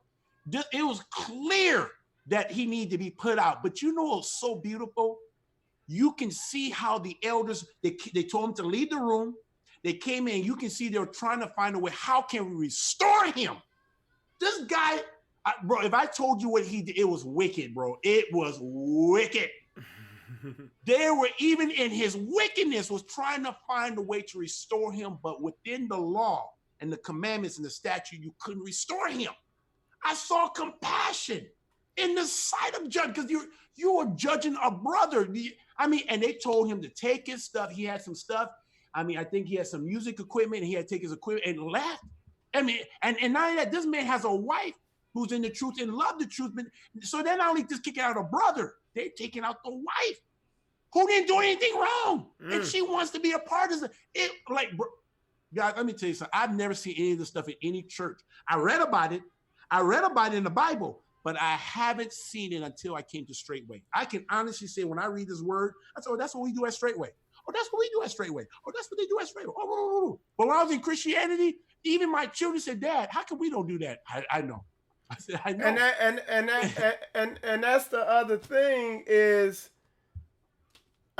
you say in a Christian church, don't even get me started on just the blatant, obvious, right in front of you. Some of these ministries, you can just watch on screen and see them condoning abominations and stuff like that right on screen. You could just you could just watch their feed and watch them. Just totally out of order. And it's like, and then somebody says something about it, and everybody jumps on them. So that's why I said everybody needs to slow down. So basically, you said I'm being defensive, throwing. Nah, Bez, I told you. When we get off, I'm going to put you on the phone with Dal. You could express any of your concerns to him. It's just, I think my whole thing is people are missing the forest for the trees. And I'm looking, this is streaming not only on Facebook, it's also on YouTube. And everybody saying similar stuff, and they're missing the answer for all this other stuff that, you see what I'm saying? And Brother Mike, can I say something about this brother you're talking about? And I'm not saying that, and I appreciate what you're trying to do, but I'm going to tell you something. I will personally tell you this stuff, and I don't even know this guy, but you're probably wasting your time with this guy, because if he truly wanted to know the truth and genuinely, he will reach out to Pastor Dow. You don't have, the fact that you have to get in and get him on the phone and do this stuff, it's not going to change anything, because he's going to still be of the same opinion. Because if he genuinely wanted to know Pastor Dow and know this man's heart, he would have done what I've done. He would have done what you have done. Most of the people that's committed to stuff did the legwork. They called. They found ways to get connected to this ministry. I didn't have somebody say, you got to come and listen to Pastor Dow. Do you know how many people tell me not to listen to Pastor Dow? Oh, a lot. Same here. I feel like I'm trying to get to the quarterback. No, I'm getting double teamed, slide protect, chip block. I mean, I had to fight. Once I finally got there, I'm like, woo, hallelujah, touchdown. I mean, but no one ever said, okay, we're going to clear a pathway, the Red Sea open, here's Pastor Dow. So I'm just telling you, right, I'll be bold enough to say you're wasting your time with that guy, because if he truly, really wanted to know Pastor Dow, he will go out of his way, listen to what I'm saying, and take my testimony, take your testimony. That's two or three witnesses establish all things, and take that and go talk to him himself. And so I know you're trying to do this, but I'm telling you, it's a waste of time. Okay. Like Pastor Dow says, and I believe it now, if I've seen it once, I've seen it 1,000 times. It's hard. I'm telling you right now, and Pastor Dow will actually do it. He may. I can't speak for Pastor Dow, but I can see Pastor Dow say, I'll talk to God, but I'm going to tell you right now, he'll be of the same opinion. He'll be of the same opinion, because it's kind of like I can't think of the scripture, but the Bible said that it's like the people are looking for you to blow the trumpet, and they want to see, dead. He said, well, you didn't blow the trumpet right, and you want this. I mean, that's the generation that we're in. We got these things where people are looking to be entertained and want us to jump through all these hoops to convince them, bro, if you want to go to hell, go to hell. No one has to help you to go to hell. The Bible says that the path to destruction is wide, and many people are going there, but the path that leads to righteousness is narrow. Very few people find it. No one's going to help you to get to the kingdom. I'm telling you right now, it's a dog-eat-dog world out here. If you want to make the king, every man for themselves. Hey, I love my wife, my ex-wife. I love my children, but damn it, they're not worth going to hell for. Who's really worth going to hell for? No one is worth going to. Pastor Dow's not worth going to hell for.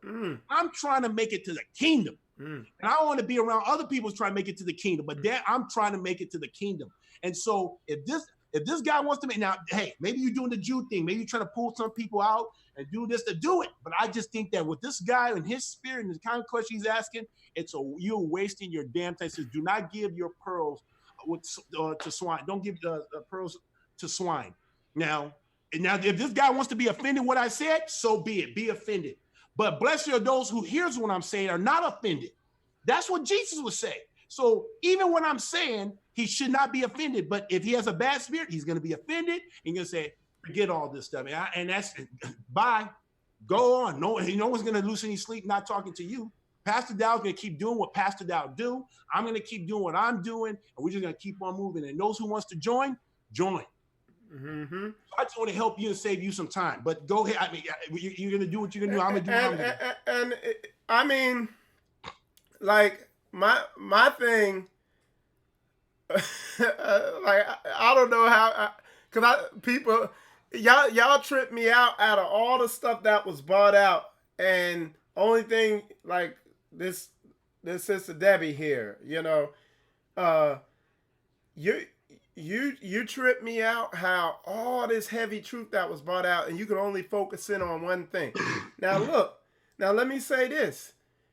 I just said, I see these other people who speak stuff to tickling ears. They speak these doctrines that women love, You could only have one wife, and you have to lick her boots and lick them hard and worship her. And nobody says nothing. And they're like blatantly off in like 90% of how they operate. And nothing comes out. Then this dude comes with solutions here, solutions there, solutions everywhere. And we got Kabir on here, NFL athlete. He's attained degrees of, accomplishments that are on a whole nother level. He's dropping heavy truth. And the only thing that these people could come with is like something that could just be crushed with one scripture in Torah. You lose me. I'm done. I'm not trying to go. Hey, there's plenty of ministries that you might as well leave spiritual combat hit the unsubscribe button, Hey. and go on over to Pastor Cupcakes and Bubblegum and Sugar Speech, and go rock with him. Hey, you know something? But because you're hopeless. Go ahead. I'm sorry. Go ahead. If people leave, this is a saying that Pastor Dow said. I love it. He said, and I've seen it in a Straightway Praise Land. He says, God adds by subtracting, and he's multiplied by dividing. So when people leave, just expect growth. I'm just telling you right now, when 1, 2 leave, just expect it to come back double fold. But can I quote Jesus here? I just want to quote Jesus about this. He says, and this is in Mark, this is in Matthew chapter 11, verse 15. He says, he that hath ears to hear, let him hear. But whereunto shall I liken this generation?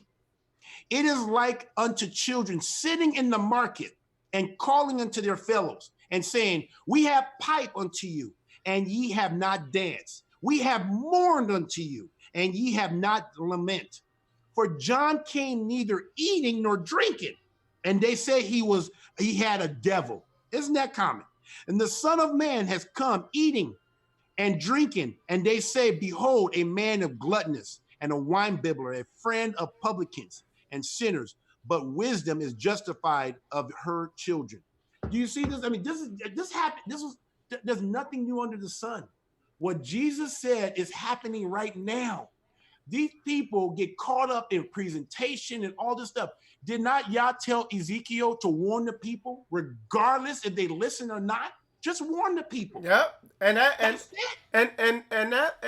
what we're doing here, that's what that is. And what Kabir has been encouraging you to do to a T is scrutinize him to the word. And if this woman is coming in here about multiple wives, I already know you have been deceived by a wizard, because it's clearly biblical. So I already know you're off. Abraham. See, that's what I'm saying. Y'all come in here and you say stuff and show your spirit. And we're discerners of spirit, because this is why I like a brother like Kabir, Brother D, especially Brother Greg, and pass it out. These brothers are hard as hell on themselves. So it comes out in their spirit. That's how I am. I'm very hard on myself. I question everything in me, and I question the hell out of other men. And I'm not afraid to. But I see just in the stuff some of y'all say, I see that y'all have been seduced by doctrines of, seducing doctrines. Y'all been...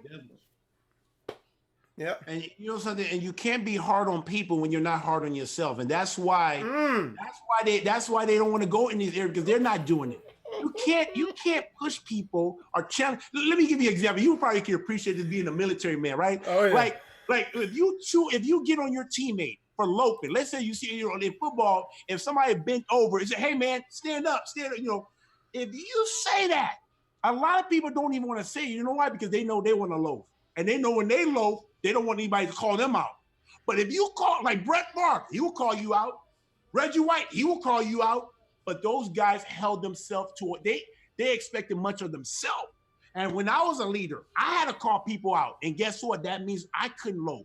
That means once you put yourself out there and you becoming judging, like, hey, stop loafing. That means, but because as soon as you start loafing, Kabir, Kabir, look at you, you're loafing now. I remember one time, because people knew I was a Christian, right? And this is when I was a Christian, but I'm giving you this example, right? I remember a teammate tried to push me because I got to the quarterback, right? And I came back and just punched him back, right? He said, I thought you were supposed to turn the other cheek. See, he knew that. He was thinking that he could use some type of Christian thing on the football field. I said, we're playing football right now. If you're going to try to punk me, I'm going to punk you back. You see what I'm saying? So people who don't challenge people in areas because they're not doing it themselves. The reason why they don't challenge on community, because they're not doing themselves, because they're selfish. Whatever they don't talk about is because they're not doing it. And the reason why Pastor Dow and myself can speak on the things that we're speaking on it, because we're doers of the word. Right. That's what you're doing. You're hard on yourself. So anyway, that's what's really happening. And like I said, y'all know, if y'all got a problem or whatever, like I said, I'm on the phone. I get people who are real critical, criticize, whatever. Let me know. Let Hit them. me up on the phone. I'm not hard to contact. You know. All right. Let's see. Okay. So one last thing I wanted to get into, and I know we've talked about a lot, but we need to get into this real fast because I think this is the big thing a lot of people miss when it comes to community, and it's very important. Talk about, Kabir, if you could, the vetting process. That's good. So the way we vet people is, we have them, first, before, if people are interested, it could be on my YouTube feed. It could be people calling the show, but we always try to direct people to Straightway Tennessee. Call them. We have an elder there named Elder Doug Becker, Elder Becker. And wherever somebody's located, let's say somebody's located maybe 2 hours from where I'm at in Wisconsin, then he would give me the number. We call that person, try to meet with them in a neutral site just to be able to discern their spirit. Tell them, and to tell you the truth, I try to use that time to scare them right then and off the bat. I just tell them, hey, we believe in polygyny. Like we expect either you submit or you quit. Like we don't try to like do Christianity, like come and see the children ministry or anything. We hope that we can scare them right there at that meeting, call it a day, and we be done. But if they get past our antics or whatever you want to call it, like it's like, are you trying to convince me to come? No, we're not trying to convince you. We let you know we do everything with excellence. Now we'll let you come and check it out, but this is at the end of the day what we're going to expect you to do. Now we'll work with you, answer your questions and things of that nature. If they get past that and come, they can check it out. They can be here because we want to make sure whoever's coming here is not bringing some foul spirit, because we got to protect the flocks that are here, right? Because that thing is, you never know if you're dealing with a tear, but that you're going to get tears anyway. But then they come and they check it out and they come for a little bit. And, but then some people want to live on community. Well, it's during that time of fellowship when they come and meeting every Shabbat, seeing how faithful they are, seeing how when we have different types of events or we have some type of work, like maybe working in the garden or whatever, doing some type of deal here, or we have saints coming in, if they come in to help out, then we can see if, because the Bible says, know those that you labor among. So how are you going to know that? It depends on how they come. Are they faithful? Do they come to Shabbat faithfully? Or do they make excuses or why they can't come? And then you can see how they carry themselves. And from there, that's when you can kind of tell these are people that I want to live with. And that's how I was able to, first off, when I went to go KC, I went to Straightway KC, saw how they did community. I came back and told Pastor Dow, I want to do community. And I want brother, it was three brothers. I said, well, brother David, brother Jordan, and brother Ryan, and their families. I want them to come do fellowship because why? I was able to see, because before we started doing community, we were fellowshipping. You had brother David driving 3 hours a week, coming to Shabbat, come on 6th day, and then they leave on first day. They would make the food, everything, and come. You had another brother living in Wisconsin, Adams, Wisconsin, and he was traveling 2 hours. Sometimes it would be blizzards. Sometimes the guys that were a little bit further couldn't make it, but the other guy, he will make it. They will come every Shabbat.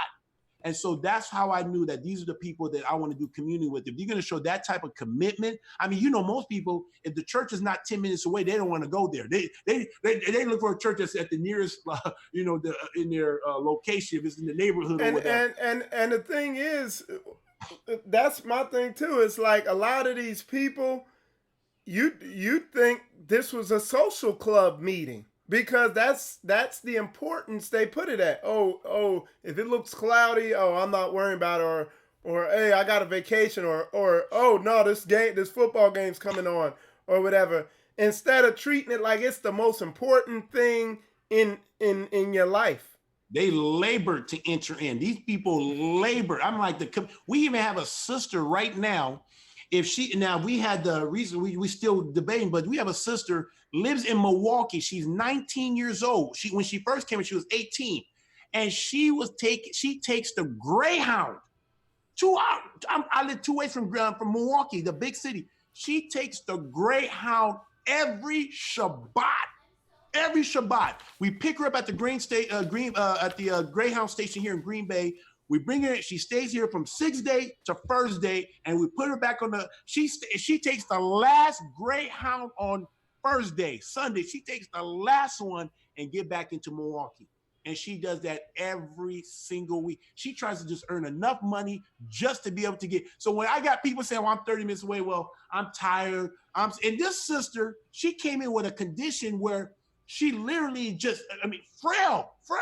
And she finds a way to get here week in and week out. Shabbat, from one Shabbat to the next Shabbat, she makes it. So this is how you know who are committed and who's not. And it's not easy for her. Her parents, she still lives with her parents. Her parents do not want her coming here. Her mom has came out here to check us out and try to find ways to trick her not to come and say there are other ministries. Why Pastor Dow? We don't like how he present, whatever. And she has found a way to overcome and show up. That's a sister that I would love to have on community when the time is right. That would be easy because I can see her footwork. I can see that she's committed. It's not about talking. She's actually doing. Does that make sense? So that's how you can kind of vet who's serious. And then when they hear, like she's been here for the last 2 weeks because we just had a special guest, Pastor Dow, and you can see how they labor even among the sisters. And this is just a single sister here. So anyway, the vetting process is so important and doing fellowship. That's one thing Pastor Dow was saying. Pastor Dow didn't say come and join straightway. He says get 2 or 3 people. Come together in your respective cities, wherever. If you're an hour, 2, 3 hours, this is normal for straightway people. 2, 3 hours away to travel every week. And then from there, you guys can see if you guys can live life together just by fellowship. There he is right behind you. Pastor Dow. You got a gun him, don't. He made me say it. Hey, coming here with some news, all yes, right? Sir. You know that we got a property right next to Straightway. Yes, sir. Oh, yes. That is up for sale, right? Yes, sir. I just had a brother call me and said, Pastor, we'll buy it. You hear that? We'll buy it. Wow. And we'll expand Straightway and make it from 50 Hallelujah. to 96 acres. That's normal. And you know what I told him? He said, I'm going to go and get a loan. I said, you going to go with the loan? I said, okay. I said, I'll tell you what, brother. With all of us together, we'll have that thing paid off in less than a year. Hallelujah. So I'll tell you what I'm going to do, man. I'm going to send you $20,000 for a down payment. Wow. That's normal. That's a normal. Hey, Pastor Dow, hold on. We got, because the questions, the questions are mounting up. We got a couple questions. So number one, brother. I thought I got an interview next week or sometime. We do. Okay, go ahead, man. Go ahead. Hey, but I'm telling you. So, are you above correction? Huh? Are you above correction? That's one of the questions that was asked. That is a nonsensical question. There's no man on the earth that is above correction. No, I am not above correction. As a matter of fact, I get corrected quite often. So by that guy right there. I don't get it. As a matter of fact, the guy asking the question is correcting me. Exactly. That's a good one right there. Right. All right. So like I said, Pastor Dow, he's gonna be on Spiritual Combat when we conclude this community building series. Are you above correction? Thank you, Pastor. Okay. Yes, sir. So there you go. Like I said, man, a lot of y'all. So you think that's going to satisfy him? You think it's going to? You just heard it from Pastor Dow. That's not the other pastor. That's Pastor Dow. Right. And he just said. I told him that we got the builders next to Straightway. As soon as you buy it, we're gonna put 3 homes on it. You see, they're gonna put 3 homes in there and move saints in there. So is he above correction? You just heard it from the man. But like I said, man, a lot of y'all who, I've seen y'all had a lot of, that had a lot of kind of questions, worries, or whatever you had about him. And Kabir kind of alluded to it. It's very easy to get in contact, to go somewhere and be able to see and begin to discern what's going on with them behind what your emotions are telling you. It's not hard. But if you're arriving at conclusions just based on surface level stuff, that's judgment is a weighty matter, and you're not going through it the right way. And Brother Mike, can I just say one thing? When I think about some of the people I've had in this house, celebrity Christians, to see it's a business. These guys be collecting money. I mean, it's like they have book deals or record deals. I've seen it. When Pastor Dow comes, he literally comes in, do his ministry, and leaves. He has no book deals. He's not selling anything. Yep. All he will actually, I gotta tell you the story. When Pastor Dow first came to Wisconsin, he came on my behalf to try to talk to my ex-wife, and I will get more. But this is so crazy. This is how you know how accustomed I am to being used. Pastor Dow says, okay, we're gonna have some people. Can you get a hotel? Can you get a place that we can meet? I automatically assume I'm paying for it. And it makes sense. Now, in this case, it makes sense because he's coming for me, but trying to make it a ministry thing. So I just thought, okay, I called. I got it at the convention center here in Green Bay, downtown Green Bay. So I called. And I said, Pastor, here's the information. Because that's all he told me. He told me, get us a place so we can meet. Not at your house. Get us a place outside that people can meet. And then, so you got the information? I said, okay, Pastor, I can pay for it. He said, no, we'll take it from here. I'm like, well, I don't know the place. I needed you to figure out what's a good place to meet. He took it from there. And here's, yep. You understand what I'm saying? I usually pay for everything. I'm like, I was like, I had to do a double take. I'm like, I'm like, you're gonna pay for this, but you're coming here to help me. Right. And you're just making a ministry out of it by using it as an outreach. So he just wanted me to get the bill, to get the location. I gave him the information. He had his wife call in and they paid for everything. Then when they get here, they stock up my refrigerator because they knew there was going to be over 100 saints or people that coming from all over. They pay for it. Okay. I've had a whole bunch of events in this house. I have a gym where I have had fundraisers. People have used my house. I have donated my house to be used for the Christian cause. And I'm telling you, I always had to pay just for people to come in here. I'm the one that went up and swept the floor. I'm the one that paid for whatever I need to clean lady or whatever to get the place ready. When they come, they clean the place. Mother Carol, this is his wife, one of his wives. Mother Carol literally was cleaning up the whole guest house. I said, Mother Carol, I said, I need my clean lady to do something. I'm not talking about just throw some sheets in there. No, she was about to do a full-blown cleaning. I said, okay, Mother Carol, can you do me? I gotta interrupt you. Hey, look. Oh, I'm sorry. You can't even get most of these so-called Hebrew leaders. You can't get their wives to say hi to you without looking like they sucking on lemons. And as a witness to what Kabir is saying, Pastor Dow's gonna be coming to Jacksonville soon, and he already told me the same thing. He said we're gonna take care of everything, but we're gonna come down there. He will take. I'm telling you, this is the first. Okay, if you want to call it first lady, this is Pastor Dow's primary wife. She literally was. I'm like, she was asking me for a vacuum cleaner. I'm like.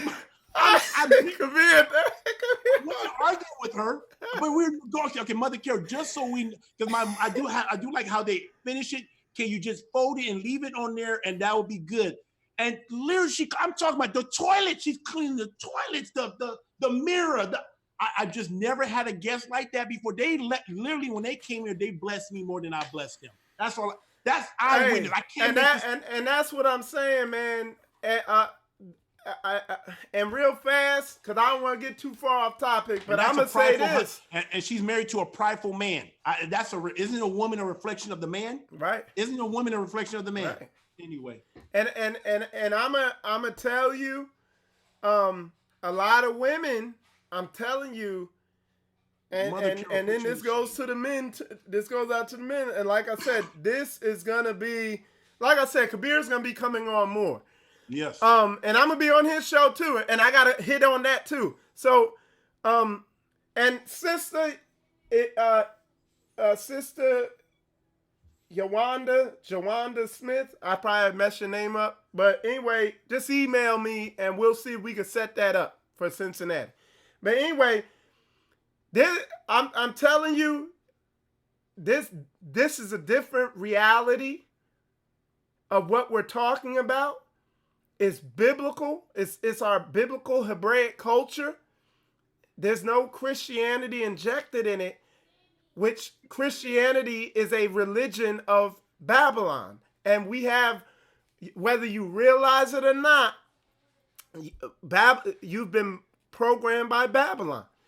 And so a lot of the apprehension, a lot of thoughts popping in, oh, he probably brainwashed her. Yeah, he cleaned her brain. You know, they got clean brains over there. You know what I'm saying? They watered their wife with the word. A lot of the times, a lot of stuff that wells up in people is demonic. I'm going to tell you again, Kabir said it. When Pastor Dow comes on, he's going to say it. He don't want you to get up under him. He don't need you to join his ministry. He genuinely wants you to begin living this lifestyle. That shuts down 90 or more % of what y'all said. Oh, yeah, well, polygamy and 3 wives. No, he's telling you, live set apart. He don't need you to get up under him and accept what he's doing. He's showing you a different biblical life you can live, and he's showing the example of it. So for all y'all who continue to put in you're locked in on polygamy, and you probably ain't even got a husband. And he's telling you, don't even worry about multiple wives. He's telling you, get your damn mind right first. Get the demons off your mind. Mm-hmm. And I still see posts in there on polygamy. It's crazy. I don't recall I spoke on the... No, I'm not... Maybe I'm not talking about you, but people did. If you take all the writers and any writers or leaders in the Bible that's practiced polygyny, you won't have a Bible. You won't have a Bible. Let's just anybody polygyny. Just tell every page anybody that practiced any form of polygyny, just take it all out. Yah himself will be taken out. So that's all of the Old Testament, all of the New Testament. Because I mean, he's the same yesterday, today, and tomorrow. Just take it all out. You won't have a Bible anymore. Okay. It's just off the chain. So yeah, so we're not, and again, you know, I'm not forcing. How can I force this on you when this just I mean, we're on YouTube. It's like, dude, YouTube and social media competes. It's attention competition. That's what you call social media. It's competition for your attention. And I mean, good night. I didn't even realize the views that got up this high. I mean, the viewership on YouTube is like out of this world. So apparently something's on because this got your attention. So just, you know, deal with the demons, y'all. I'm telling you, I got stuff I'm working on. I'm not perfect, dude. I got a lot of work to do. Okay. Hey, welcome to the club again. See, we got something in common again. Damn. Yeah, man. All right, Kabir, one last question. Yep. And this is very important. I wish I had addressed it earlier so everybody could have got it. Okay. We have a lot of people who are asking, I'm handicapped. I'm a single woman. I'm an elderly person. Do you reject us from community? What resource do we bring? Can you accommodate us? Blah, blah. Boom. Hit it. Yah will provide. Seek first his kingdom and his righteousness and all those things. Food. We talking about food. Everybody needs food, right? Shelter. We all need that. Seek first his kingdom, all those things. My dad, he has what they call Parkinson's disease, PD. Okay. Pastor Dow told me to get my dad out of assisted living. He was in assisted living. Bring him to your house. We will send you a sister. And that came from the love of a brother, Elder Mitchell, who had this sister, Sister Kyrisha, who went to school for this stuff. Your gifts will make room for you. And she literally came from California from Texas all the way to Kentucky. And now she's at Wisconsin. And you know why she came out here? To help me with my dad. And she's a submitted woman, a widow. She's a widow indeed, 2 children. And she's taking care of my dad. And this is the best care that my dad has ever gotten since he's dealt with Parkinson. The best. So guess what? When I say Yah will provide, don't worry about all that stuff. Yah will provide. We even had a sister who quit. Can you imagine? I just moved my dad out because Pastor Dow had a sister who took care of her grandfather. She came here and then she quit. After 3 months, she quit. Wow. And then all of a sudden it's back to, oh shoot, now when we had community, it was just us. Now we got an elderly. Now that means my workload is going to get picked up. And then Pastor said, don't worry. And guess what? A brother, an elder, this is an elder, says, Kabir, God put this on my heart. I see my brothers in need. This is the love that this ministry shows. Right. The way they love one another. And he says, Kabir, we'll send you. Your sister is up to you if you want. She has 2 children. Do you want her? And guess what? This family has been a blessing, not only taking care of my dad. We had a daughter here. She was the only girl here, little girl. And now she has brothers and sisters she can play with now. Now we had 3, and now it's like we have a whole bunch of children all of a sudden, just like that. And real fast, I want to hit on a couple things real quick. Real fast. No, sister, you need to look up what cursing is, okay? Because you want to know what's evil and more detestable than saying the so-called curse or curse words is when what the Bible's talking about is when you sit there and you're like, I wish they would daggone blah blah gossiping. Because what you're doing when you wish something evil on a person, that's really cursing because you're focusing your intention on something evil happening on them. And that's what a lot of women do. Yes. They listen to the spirits in their head and they reinforce them. And again, that's a whole nother lesson. You know something? You know another thing? What witchcraft is? Rebellion. Isn't that rebellion? Is as witchcraft? That's the sin of witchcraft. And stubbornness is as idolatry. So I mean, because you're not being obedient to the Most High, you're following what demons are telling you to do. So you're serving Satan. Are you women out there who have husbands being disobedient, and rebellious, and contentious? That's witchcraft. You're practicing idolatry. Okay. Isn't that all abomination? I'm just telling you right now, if you worry about me saying damn, shit, hell, well, stop being disobedient to your husband and be obedient. And submit. And I know y'all feel them demons. Hey, them demons is wiggling in you right now. They like, I can tell right now. I like it. What? Obedient? And look, they done dropped the keyboard. They trying to type so fast. They're like, all right? But this is real. Hey, look, the dude talking facts. Like, this all booked. But let me get back on topic. What I want to tell you, if you're handicapped, if you're, you're disabled, if you're older or anything, I also want to hit on the assets. If you're a single woman, I want to hit on the assets that you bring, because like you got people like me. I mean, I might go into work today and they might say, hey, Mike, go over to that plane over there. We need the wing removed off the whole damn plane. Okay. And I've never done it before. And by the end of the shift, I'll have that wing off the plane. Like I'm off the chain when it comes to mechanical stuff. But ask me to keep up and pay my bills. And it's like, it's the most painful, debilitating, challenging task I could do is doing tedious stuff like paying bills. But you might have a disabled person that can just get on there and just do it and sit down and stay focused for a whole hour, get all the bills taken care of. It takes me, I got to break it up into 10-minute chunks throughout the week to do. You see what I'm saying? Everybody has an asset. That everybody brings something to the table. So you got to understand that too. Just like in this community, I like what you call, I love paying bills. Obviously, I'm a financial advisor. I love handling money and managing people and everybody. Your gifts will make room for you.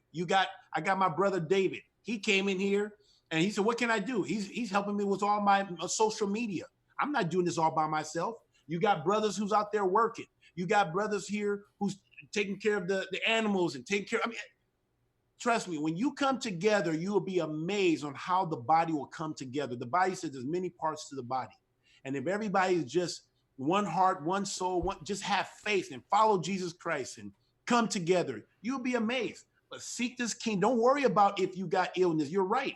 Like my dad, you know what the blessing, let me tell you, my dad has PD, Parkinson. You know the blessing he brings to our community? They said, well, no, my dad's a burden. He actually brings, he gives us the opportunity to practice honoring your elders. Ooh, that's all good. The children gets to come in, they see him, and they give him a bow to honor the elder. So even in the thing, they get to see what it looks like to honor your father or to honor the elder. So everybody plays a role, because let me tell you something, just like in football, we had walkthroughs, right? We had, or you call it dress rehearsal, whatever you want to call it. Our time here in this life is dress rehearsal. This is a walkthrough, because if you can't do it down here on earth, we're not going to be able to do it in the kingdom of Yah. And so this is an opportunity to practice what it means to be in a kingdom. And that's how we run Straightway Praiseland. That's how Straightway Truth Ministry works in Tennessee, and all of the Straightway. We practice in what it means to be in the kingdom. We don't run a democracy. We act like we're in the kingdom, and we have laws in those kingdoms. We have commandments, statutes, and that you get from the Bible. That's how we operate. And so when Jesus come in here, we're gonna just walk right into that stuff. These people that comes from this democracy mentality, this American Western culture, this Roman Greco, they're not gonna be prepared when Jesus comes. Instead of, giving him a bow or giving him honor or whatever, they're gonna say, "What's up, Jesus? What's up, Yeshua?" They're not gonna know how to ask. You see what I'm saying? So we are literally. So my dad, who has PD, is actually being an asset, because now we get to practice what it means to be a servant. Wow, that's good, man. That's good.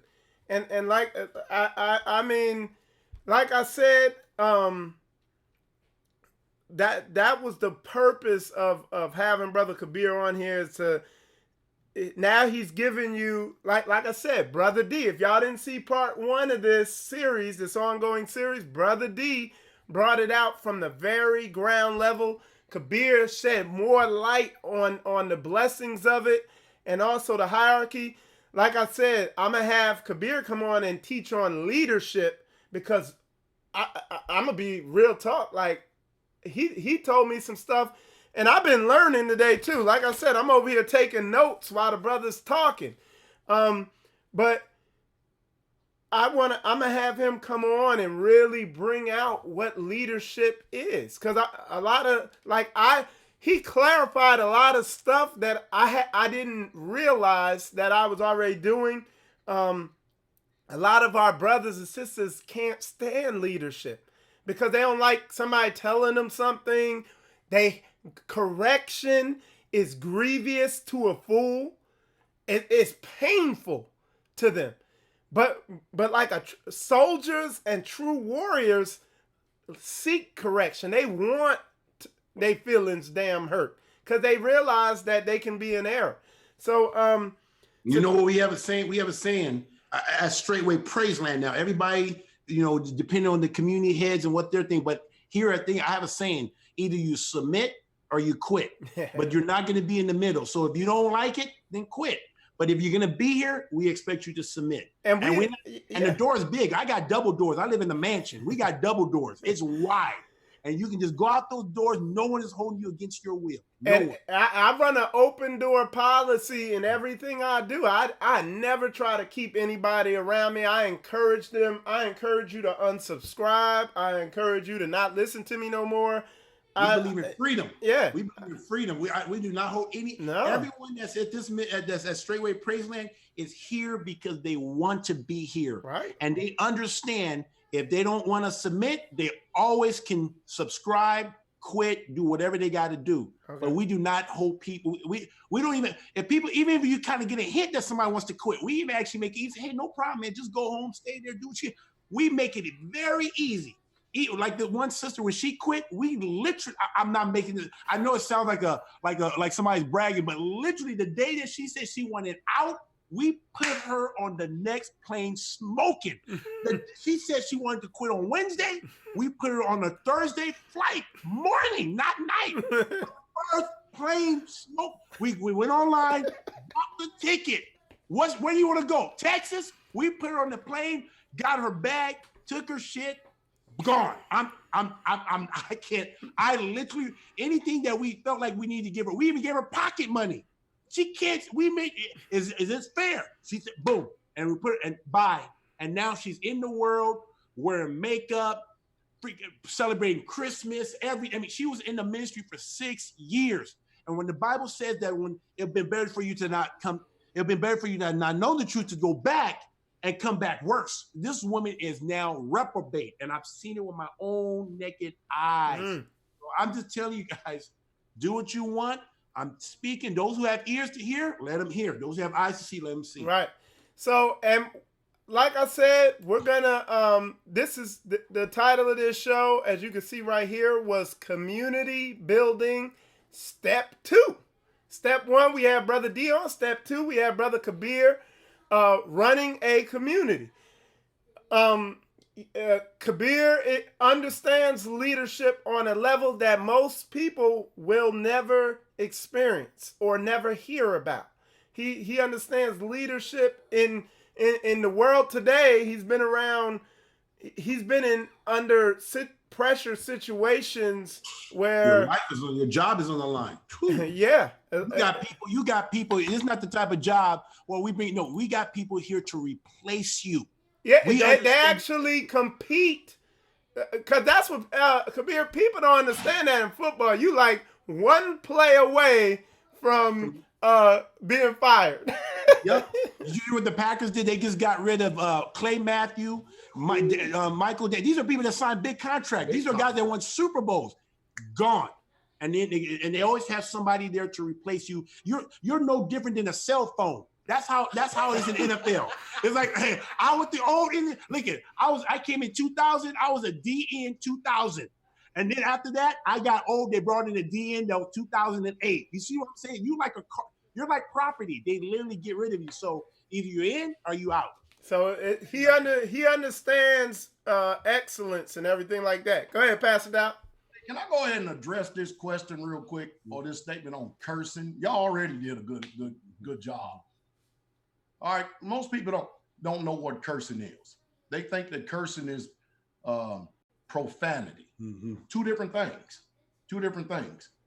I'm gonna be blunt here for a second. Do you know what the word F-U-C-K means? And I never use that word. Mm-hmm. It's a German word, means to strike. It doesn't mean what people say that it means today. We've been socially we've been socially had on a lot of things. We don't understand. A curse is when you don't keep God's commandments. Mm-hmm. That's what Proverbs 30, verses 6, 7, and 8. If they would read that, that's what's going to cause a curse to come up on you. You take the name of Yah in vain. And that's what's going to cause you to die, literally die. But I mean, for instance, I'll give you a scripture here for a second. All right. If you're no longer sons, if you're no longer sons, but you're what? Bastards. A bastard should not enter into the congregation of the Lord until the what? 10th generation. So the word bastard, is that a curse word? It's damn a curse word.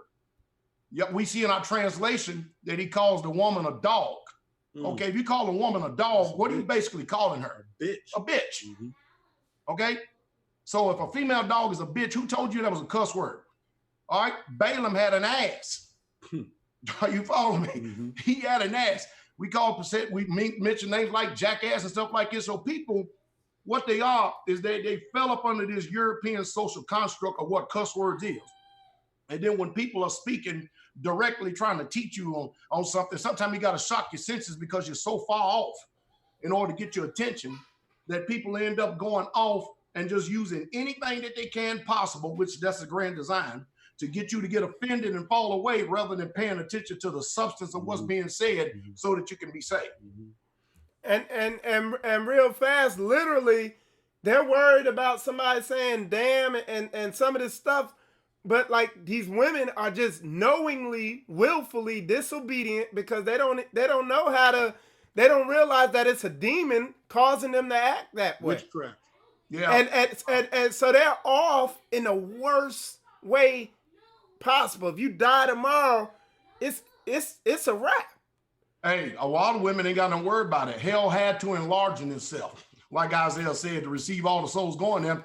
And because you got, for instance, today, look at these women today.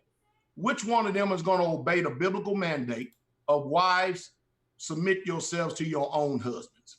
And not only submit, but when you go on Ephesians, the 5th chapter, it goes all the way to the end of that. He says, make sure you reverence your husband. You know what reverence is? You know what reverence is?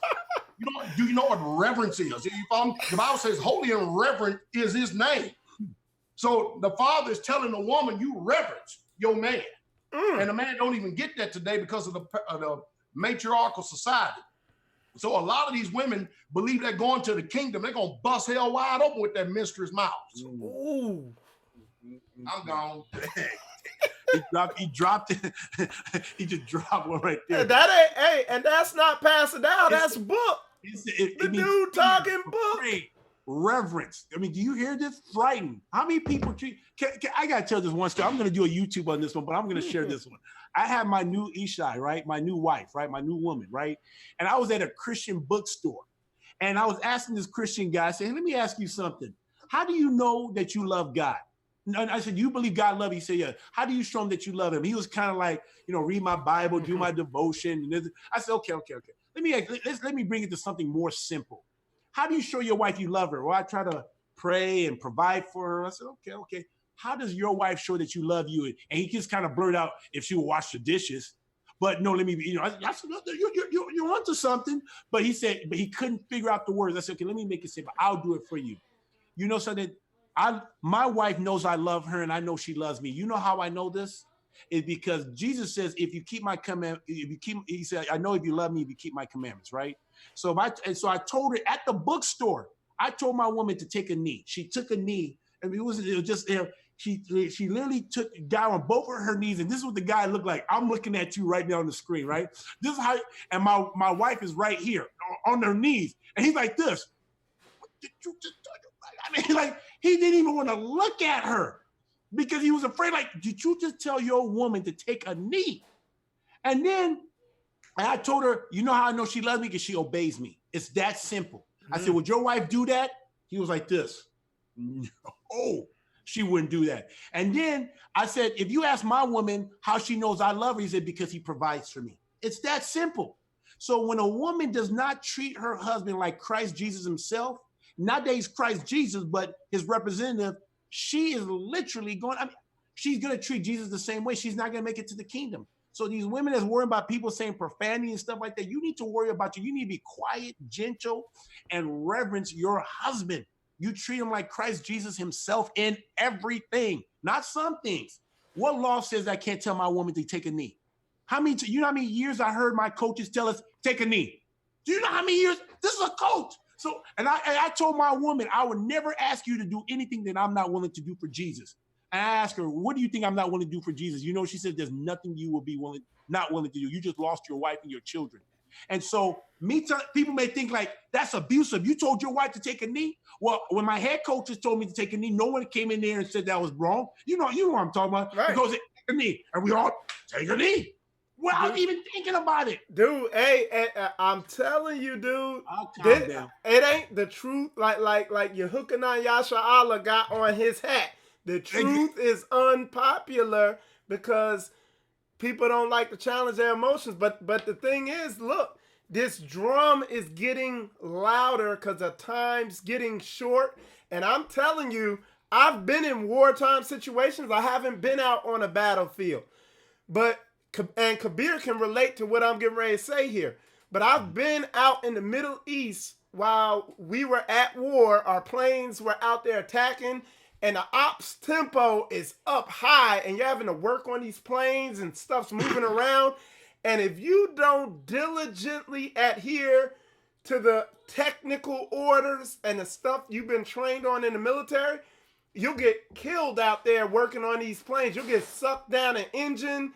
You get rolled over by a plane. There's a myriad of things that can happen. And I'm telling you, a lot of these women out here, they married to men, and they don't see the worth in that man. You let the electricity go out for 4 or 5 days. A lot of these women gonna get killed because they hard-headed and they don't listen, and their men don't know how to lead. And I'm telling you, in these types of situations, You need a man. Again, watch that video where Pastor Dow's reading that report about Kosovo when the government fell apart for 1 year. I'm telling you, a lot of these women are gonna just get wiped out in the first, and these so-called leaders out here are setting them up for failure. And They're so wicked, and y'all don't see it. I'm sorry. Go ahead. Let me just add one thing. We can begin on the women, but I get on the men too. Right. The woman is a reflection of the men. Woo. People say, Kabir, your marriage didn't work out. How can you tell us about marriage? Well, hey, like Pastor said, the master has failed more than the student has attempted, right? Mm-hmm. Let me tell you, I really didn't start loving my wife until I became a man. The day that I decided to follow Yeshua HaMashiach is the day I started loving her, because a lot of men don't move and follow their head until their wife says she's comfortable to move forward. So if God says, Kabir, I need you to move to Africa, but then you go and check your wife, well, I'm not comfortable. And then you wait 10 years later to go now. So you're going to disobey your head until your wife is comfortable, instead of saying, I'm going right now. Delayed obedience is disobedience. And so a lot of times you're protecting your women. You're thinking that, you're letting it get by. You're serving your woman. You're worshiping your woman. You're dishonoring your head to appeasing her. Yep. And so you men that's saying that, be patient. You explain to her what you're doing, but you got to she can't really know if she's in the walk or not a walk if you don't do your decision. So the day that I decided I'm going to follow Yeshua, for me and my household, we're going in this direction. And guess what? My ex-wife says, I'm not following you. And now she couldn't hide anymore. She's going to either follow me as I follow Yah, or she's going to rebel. And she decided to rebel. I wasn't only being tested, she was also being tested. She failed the test. I passed the test. I listened to my husband. She didn't listen to her husband. Does that make sense? And so, but if a man don't listen to his husband because he's waiting for his wife, you are actually partaking in her sin. And that's why you're not helping your wife. You're not preparing her to make it to the kingdom when you're delaying your obedience to him just to wait for her to be comfortable. Right. And again, the Bible repeats this 3 times. Mark chapter 10, verse 29, Luke 18:29, and Matthew 19:29, where it says, hey, y'all read it. Kabir read it earlier, man. Look what Sandra C. There's a woman on there called Sandra C. said, finally, I have no problem following a man as long as he's following Yah. See, here's the problem. Go to 1 Peter chapter 3, verse 1 and 6. It has nothing to do if that man is following Yah or not. The Bible makes it. Can I read that scripture? Okay, bring it up.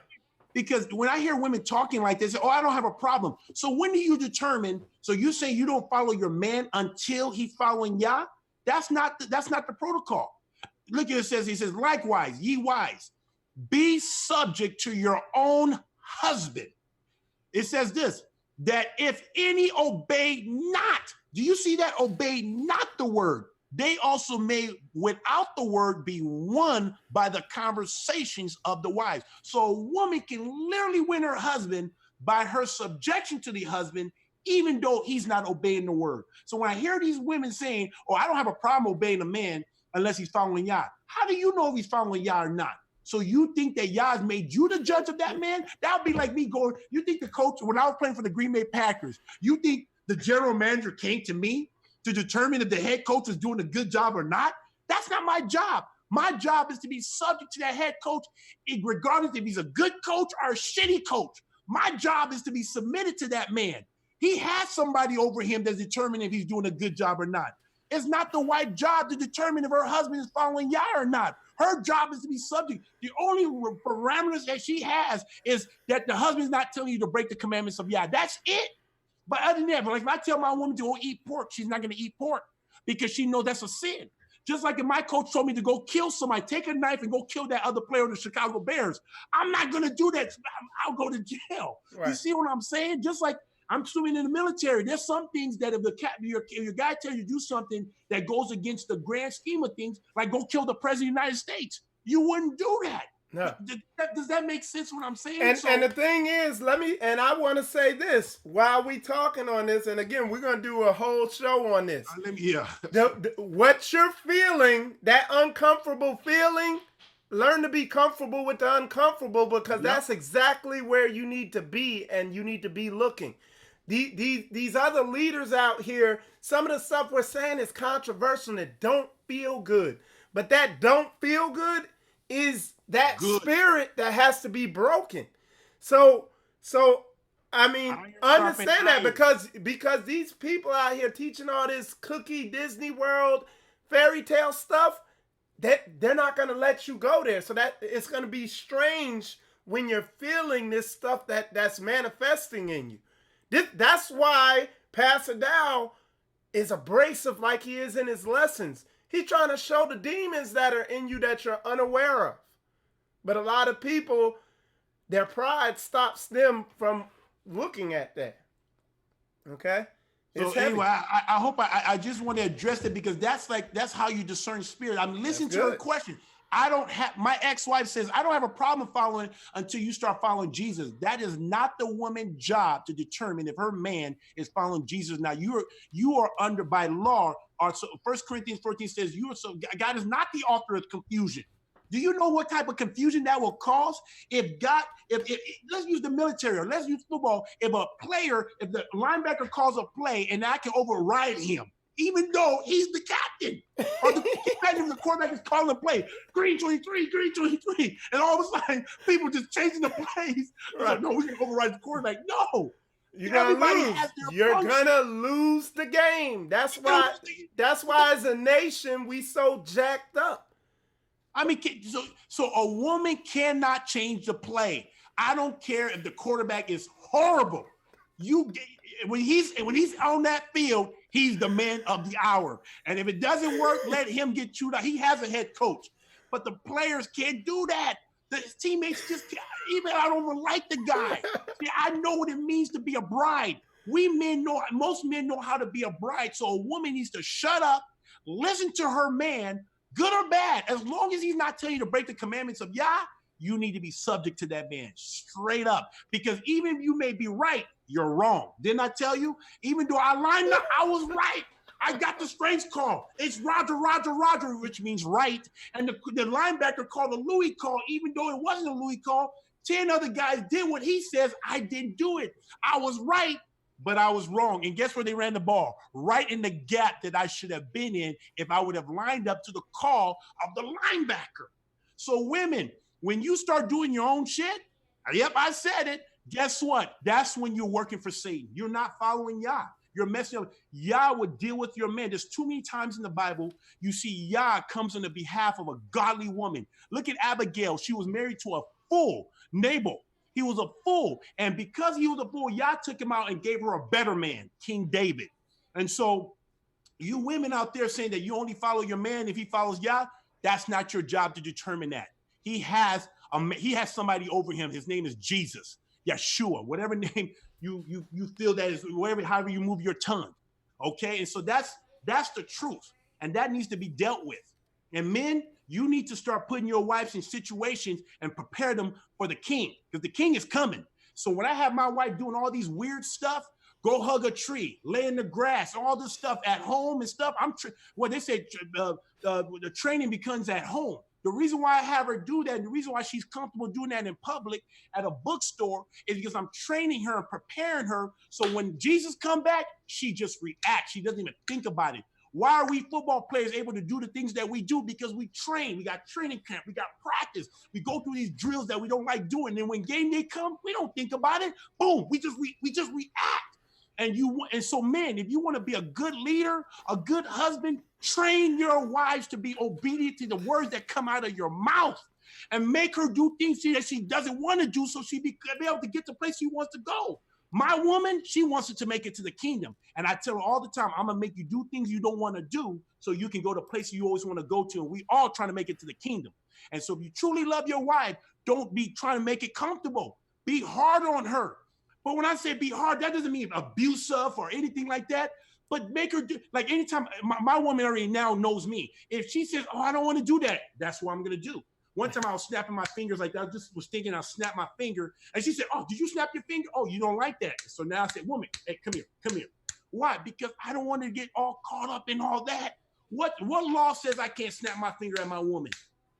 What law says I can't do Hey, that? hey, and let Does me that make say this. sense? Hey, look, let me say this. Like, literally, what you're feeling right now is that spirit. That's the deception of Babylon. That thing you're feeling that's like, no, not that thing in you saying that is what he's trying to get you to be aware of. It's not you.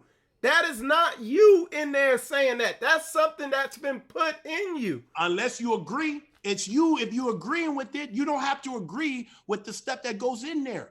It's going to make you uncomfortable. So you can either agree or disagree. And if you're in agreement, then you become one with that spirit. Hey, look, listen why we're telling you that. Like, I've been through it in the military. Like, dudes talking down to me, basic training, being out in wartime conditions, hearing stuff in my mind. Well, who he think he is? Well, why he looking at me with his eyes like that?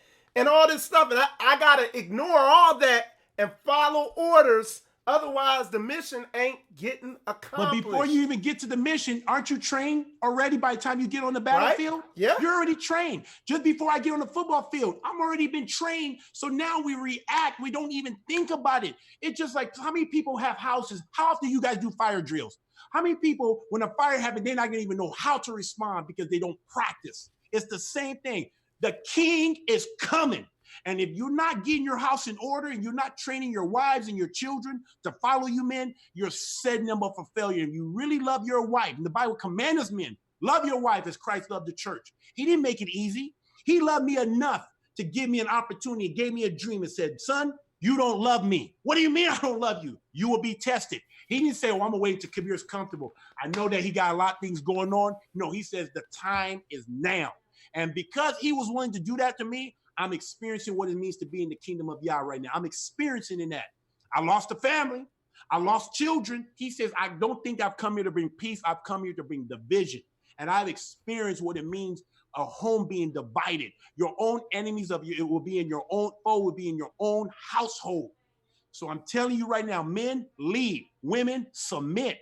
Keep your mouth shut. Obey your husband.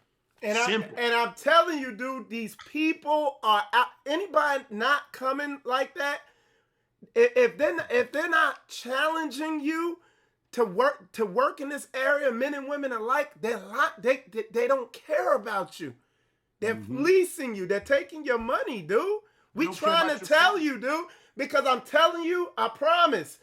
I got some brothers coming on that are gonna bring out short-term what's next in the prophetic timeline, what's right around the corner. They're gonna bring it out in the scripts. Y'all gotta get in order. A lot of these women out here are gonna get killed because they've been conditioned to be so disobedient. Like, they're wrestling with the words coming out of our mouths right now because they're full of demons and they're set up for destruction. We're not playing. I'm not playing. And Mike, I'm the kind of guy that I came from Christianity. I master what it means to be a simp. I know what it means to be a simp. Okay, you're talking to it. I was the ultimate gentleman. I was a giant and I was a gentleman. I'm the guy that held the door open. I'm the guy that, I'm telling you, I did it. But and I don't even care about being the man. I was the man in the sports world and didn't even care to be the man. I'm okay with submitting and being just in the background. I'm very comfortable. But here's the problem, you men. If you say, well, I don't care, she can have it her way. Here's the problem. If you allow that woman to lead, you are literally allowing Satan to lead that home. Satan is running that home, not Jesus, because Jesus worked through the man and Satan works through the woman. It's always been like that from the beginning. Satan convinced Eve, Satan followed Eve, boom, he was following Satan right off the track. Hey, look at, if you're not in that lead position, you are literally giving your home over to Satan. Dude, straight up. And you can, this is what he's saying is literally mathematic. It's like 1 + 2 = 3. You look at some of these ministries and you hear all the women running their mouths and you look at the footwork of what they're doing and you literally seeing it completely opposing what's in the word. I mean, it's literally like a math equation. Men, I'm telling you right now, if you're not leading, Satan is leading your home. If you're leading, even if a man is not obeying the word, there's a better chance that Yah Jesus can take a hold of that home and lead it in the right direction. So I lead. I know that everything revolves around me. My wife, my children are submitted to me, and everything has to revolve around me. I'm the vine in this family. They're the branches, and they cannot bear fruit without me. And it has to be about me, because then from me, it has to be about Jesus. And that's how it works, because if it's not that way and it revolves around that woman, then pretty much you're following Satan. So if it's not about you and things are not being, you need to be the alpha and the omega in the house. You got to be the alpha dog. Just like, how does Yah describe himself? He says, I am the alpha and the omega, the beginning and the end. You have to be the alpha in the home. You have to be the vine. If we're supposed to be like Christ, then that's how you have to be in your home. And the women and the children are just branches, and the fruit comes from that. But if it's the other way around, it's out of order, it's wicked, it's an abomination, and it's going to lead you straight to the pit of hell. That's straight up, guys. I know it. I get it. When I wrote it down, I put woman, children, man. That's how my house is being ran. And I put above that Satan. And I said the right order is man, woman, children. And above man is Jesus. The head of every man is not woman. The head of every man is Jesus. And the head of every woman is man. We have a widow in our community, a straight way. She doesn't have a cover. She doesn't have a husband. But because she's in community, she's under authority of a man. I'm that man. I provide food, shelter for her. Don't do any conjugal rights, but she has a covering. So even widows, you say, well, how about somebody has a widow? How about you're single? We have single sisters who are under authority of men. So it doesn't mean that you have to be married. So you say, well, we live in a time where women can do what you want, because it will be foolish. Can you imagine if I have all of this money and all this fame and saying that I'm just gonna go from underneath Jesus, I'm gonna do my own thing? I will be crazy. It will be spiritual suicide for going from underneath my cover and say, I got this. That is what a woman is doing when she says she does not want to be under the authority of a man. You are literally saying, I'm gonna take Satan on by myself. You're dumb. You're foolish. Right. So a wise woman builds her house. A foolish woman destroys it, pluck it down with her own hands. She decides to go from underneath her husband. So I tell you guys, this is all truth. It's simple. We can sit here and talk hours on the same thing, but it's the same thing. But here's the problem that you guys struggle with. The things that you're hearing right now is causing all of this manifestation, because you don't like what you hear, because we're not telling you what your ears wants to hear. We're speaking truth. And the Bible says the word of God is sharper than any two-edged sword, and it cuts bones and marrow. I mean, it right cuts. Through. And it shows you that's good. And it shows you the thoughts and intent of your heart. So if you're feeling that inside, that's something you need to focus on, because those could be spirits in there and stuff like that. That's all we're doing. That's the whole point I keep making, is the reason why Pastor Dow says some of the things he says, because he knows it's going to get to you. But he wants to stir you up, because that way he's hopeful, and he's praying that it might stir something up, and you be like, oh, that's not me. That is a spirit in there. I do need deliverance. I do need prayer and fast and seek the Lord. Your bishop, your bubblegum bishop is not going to say that to you. He's not going to do that, because he wants your money. You know what he Pastor wants Dow to use you. You know what he does? I'll tell you what he's doing. He's provoking people, and he does it on purpose. This conversation I'm doing, I'm provoking. You say, wait a minute, that's not loving. Let me read something to you. Can I read something to you out of the word? Bring it. Hebrews chapter 10, verse 2. Let me start at 23. Just get it says, let us hold fast the profession of our faith without wavering, for he is faithful that promised. And let us consider one another to provoke. Is that what it says? To provoke unto what? Love, and to do the good works. That's what we're doing. We're provoking you to love. We're provoking women to love their husband, to reverence their husband. We're provoking men to lead their home. Right. It's not being comfortable. Go. And he chastens those he loves. If you ain't, you're a bastard. If you're not being disciplined by the Most High, you are a straight bastard. That's love. Now, when these dudes are giving you roses and licking your boots and being compliant, they just love what makes them feel good. They don't care about you. I can tell you for 16 years, I would not, I would discipline my children. I would make sure that as long as my wife didn't affect me, the money that I had and the children, I was good. Even if I saw her just flat out sinning, I was at a point where I didn't even care if it led her to hell. I was just like, hey, just don't mess with me, my children, and my money. I'm good. But guess what? That was not loving. That was hateful. What I finally started to do is to love her by being completely obedient to that word and obedient to Jesus Christ, and force her to have to make a decision. Okay. And I didn't care about the money. I didn't care about the children. I just care about being obedient. Okay. All right. Sis, I'm answering the sister's question. You said, so if a single sister is not up under the authority of a man, you said she's serving Satan. You need to be seeking it. The Bible tells you to gather. You've been ordered to gather together. You've been ordered to come together as a nation.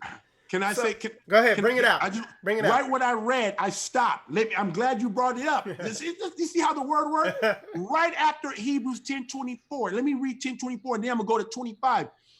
It says, "Let us consider one another to provoke unto love and to good works, not forsaking the assembly of ourselves together, as the manner of some is, but exerting one another. And so much the more as ye see the day approaching." The day is approaching.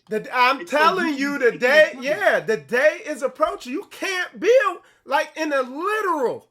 You can't be a woman out there alone. In the spiritual, we got 900 women aborting babies a day. You can't be out here uncovered because the spiritual brainwashing is so heavy. You need somebody over you. It's deep. It's heavy. If you think I'm lying, you can look in the Hebrew community and look at the manipulation and brainwashing out there. So, I tell you, it's gonna become a time. I think it says it's gonna come a time where you're gonna have 7 women to 1 man begging them, just can we just have your name? It's gonna come a time that you women are gonna start seeing that this whole thing just being on your own. It looks good now because you got Uncle Sam providing for women through food stamps. Now they got rid of that, but through welfare and abortion and all this stuff, giving you ways to continue to usurp the authority of your husband and men, where you don't even need men anymore. And what they're really doing is luring you into a trap, because now you get to a point where I don't need a man. I don't need to listen to a man. That's what my ex-wife fell into. She said, I can take half this stuff and do whatever I want to do, when I want to do it, how I want to do it, and not have to sit there and be under his submission. But guess what? She bit the trap. She bit it. And now she's on her own. And she doesn't even realize the only way she can get from underneath her, the damnation she put it, she has to literally come back to me and be reconciled. That's what the word says in 1 Corinthians 17. She has to be reconciled. But you know what she's going to have to do? She's going to have to humble herself. And she's so prideful. A lot of you women are so prideful. You think you don't need your man, but you don't realize how much you're going to need your man until it's too late. And when it's too late, you're going right there to the pit of hell. I'm telling you, there's gonna be a lot of women and just burning up. And when it says that 144,000, I notice it's not women, it's men. And I wonder how many women are being covered by that 144,000 men. I'm just telling you, right? That's just a thought, just a thought. And real fast, brother Mahor John, hey, I called you twice yesterday, so you didn't answer your phone. You're here in Jacksonville. I'm here in Jacksonville. I reached out to you. I called you twice yesterday on that phone line. Nobody answered.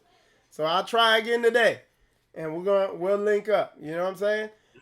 Go ahead. In Isaiah 4:1, this is what it just says. And in that day, 7 women shall take a hold. This is Isaiah chapter 4, verse 1.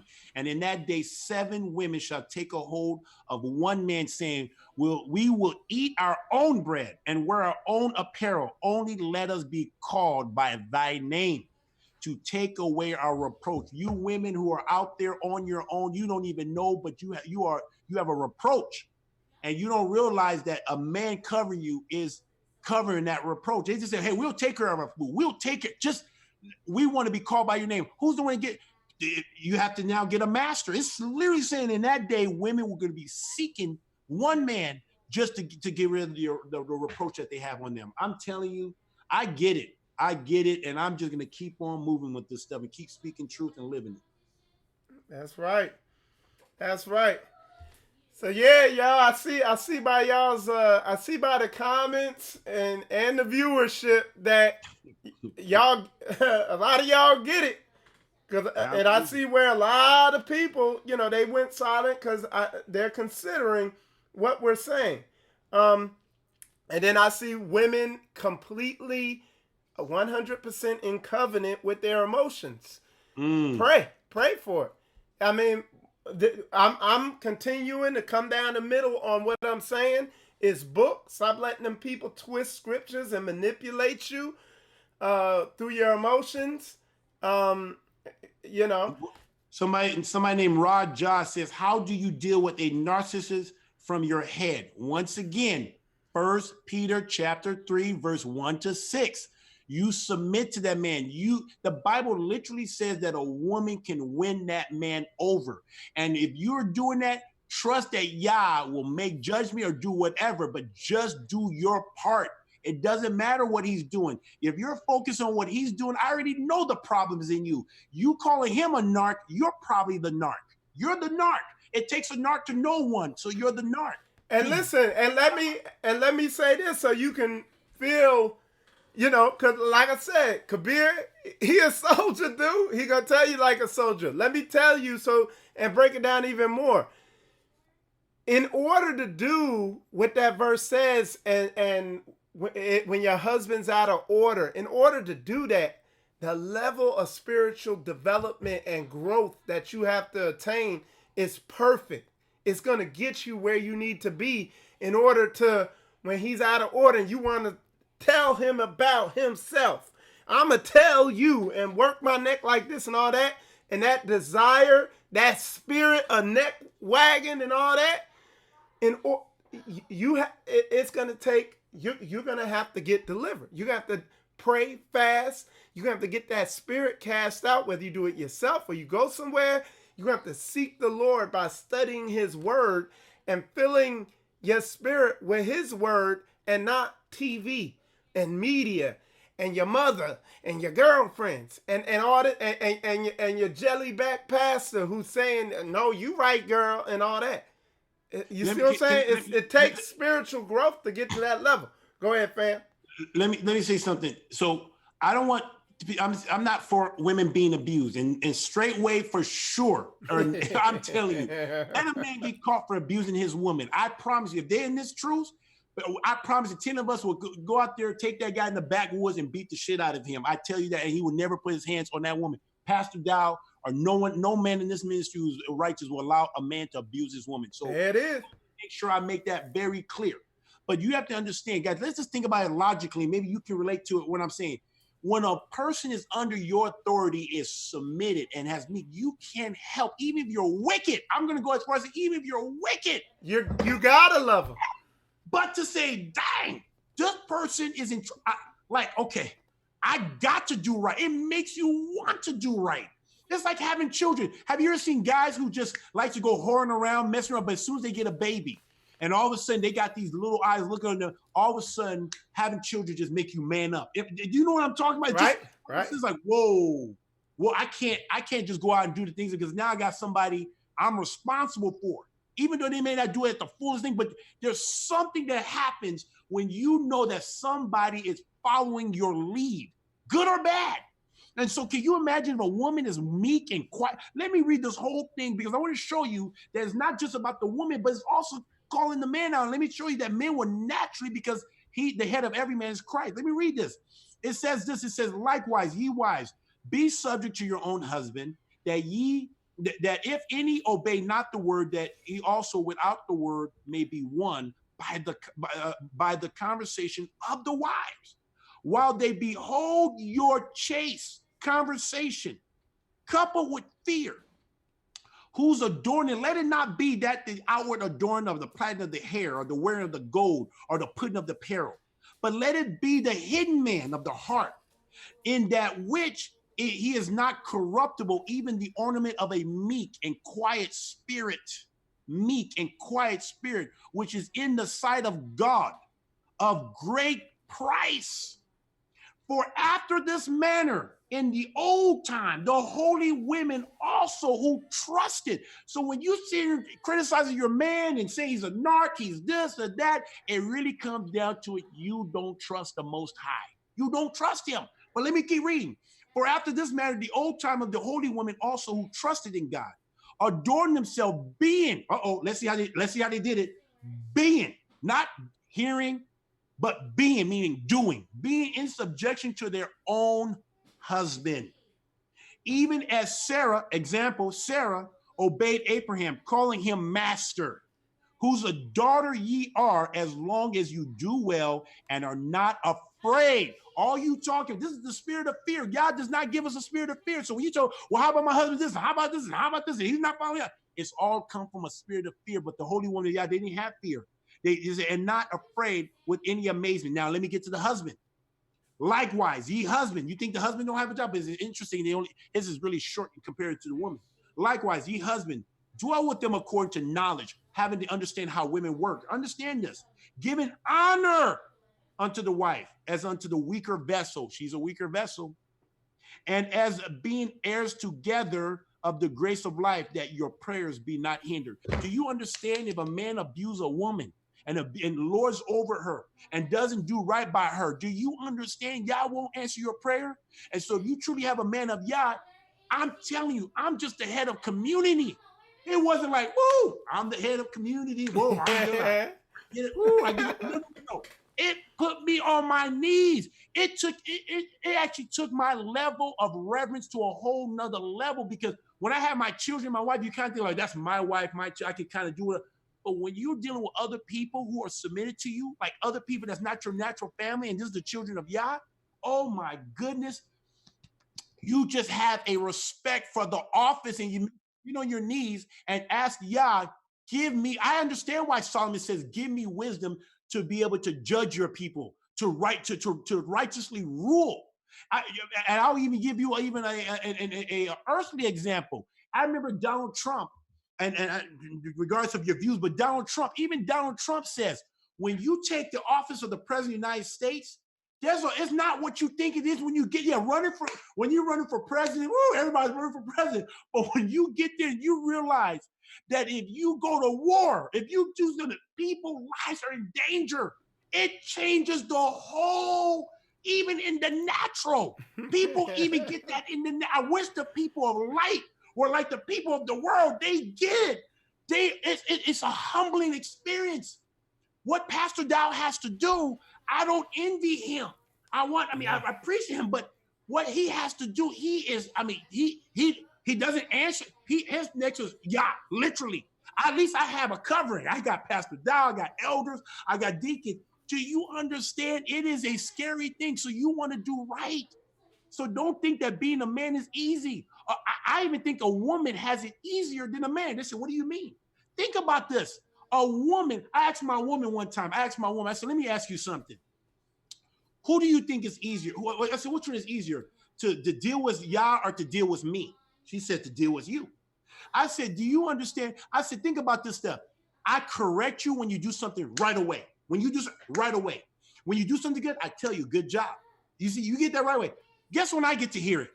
I don't get to hear it until Judgment Day. All I have is can you imagine if I wrote down all my instructions and it was meant for you to read through it, line upon line, precept upon precept, to figure out what you want, figure out what's pleasing in my sight. You get in real time. You get real time on what's good, what's pleasing, what's not pleasing in my sight. But to hear my husband, I have to read this book. I got to get on my knees and pray. I wish y'all could tell me, Kabir, shut up. Kabir, stand up. Kabir, sit down. Kabir, turn right. Turn left. I wish he could give me every step of the way. But I have to wait until Judgment Day. How about it's too late? I find out you were wrong. All I have is his word. I have his commandments, his laws, his statutes. And I try to walk in there. That's the time I find peace, because I know this is pleasing in his sight. And you women, you have men who can give you a real time, that because the Bible says, because you are faithful, if a man can say my wife is good, my wife is a good and faithful woman, then you know Jesus can say the same about you. But I have to do this right. That's why I want to be under authority. When Pastor Dow says, Kabir, man, I see how you're running your community here. You're doing a good job. That's what I get because I have somebody telling me, good job. So that brings me pleasure. Who tells Pastor Dow he's doing a good job? Now we tell him, Pastor, you're doing a good job, but who are we? At the end of the day, he's going to be answered for what he's doing. Yep. So guys, understand, being the head and being the man is not the easiest one. A woman has it easier than a man, believe it or not. Does that make sense? Is this making sense to you? Hey, look, y'all. If y'all haven't already realized it, you've just been told more truth in what, 2 or 3 hours than your moron who calls himself a moray will teach you his whole lifetime, shaking you down for your money. You're not gonna get this. For 2 years under Pastor Dow. I'm just a reflection of what I've learned from Pastor's example, from what I'm reading, from what I'm living, right? And I'm seeing it, and just from my experience. But 2 years in this truth, and I got so much to learn, guys. I have not attained it. I got so much to learn. So when you hear people, Pastor Dow, say something that's at first sounds very abrasive, like she need to shut the hell up and sit down, and you're like, ugh, because you never heard that in your whole life, even though it's all through the daggone book. When you hear that, you understand, like, because Kabir took the time to really break it down and to get all the meat off the bone. He didn't leave nothing. He went straight down the middle to where if you're wrestling with that, it's you. Now the next step where you just can't receive it and you're questioning it. And my path tell me I got Jesus and and I'm good. You got spirits, you got demons. Okay. If you were wrestling with that, and people can't admit that because they got pride. So you got to humble down and deal with that. Now, what we gonna do? Because we going on. We went on 3 hours. But can I sum up the whole community? Sum it up. We need that conclusion. When you think of community is a perfect laboratory to practice what it's like to live in the kingdom. If you can live in community, you can live in the kingdom of Yah. Because in a community, you can't hide. I can't hide, even as a community head. Everything I'm saying here on this thing, I got people, 16 other people says, Kabir, you're a hypocrite. Everything you say, you don't even do. I can't do that. I'm in my office. They're hearing me right now. I can hear my voice out there. They're listening to this stuff. So everything I can't go home and hide. This is something I live. This is something I preach. There's people that looks at me. So guys, living on community, this is what it does for me. It takes my game to a whole nother level. When I was living on a silo. Now I can truly live this thing out.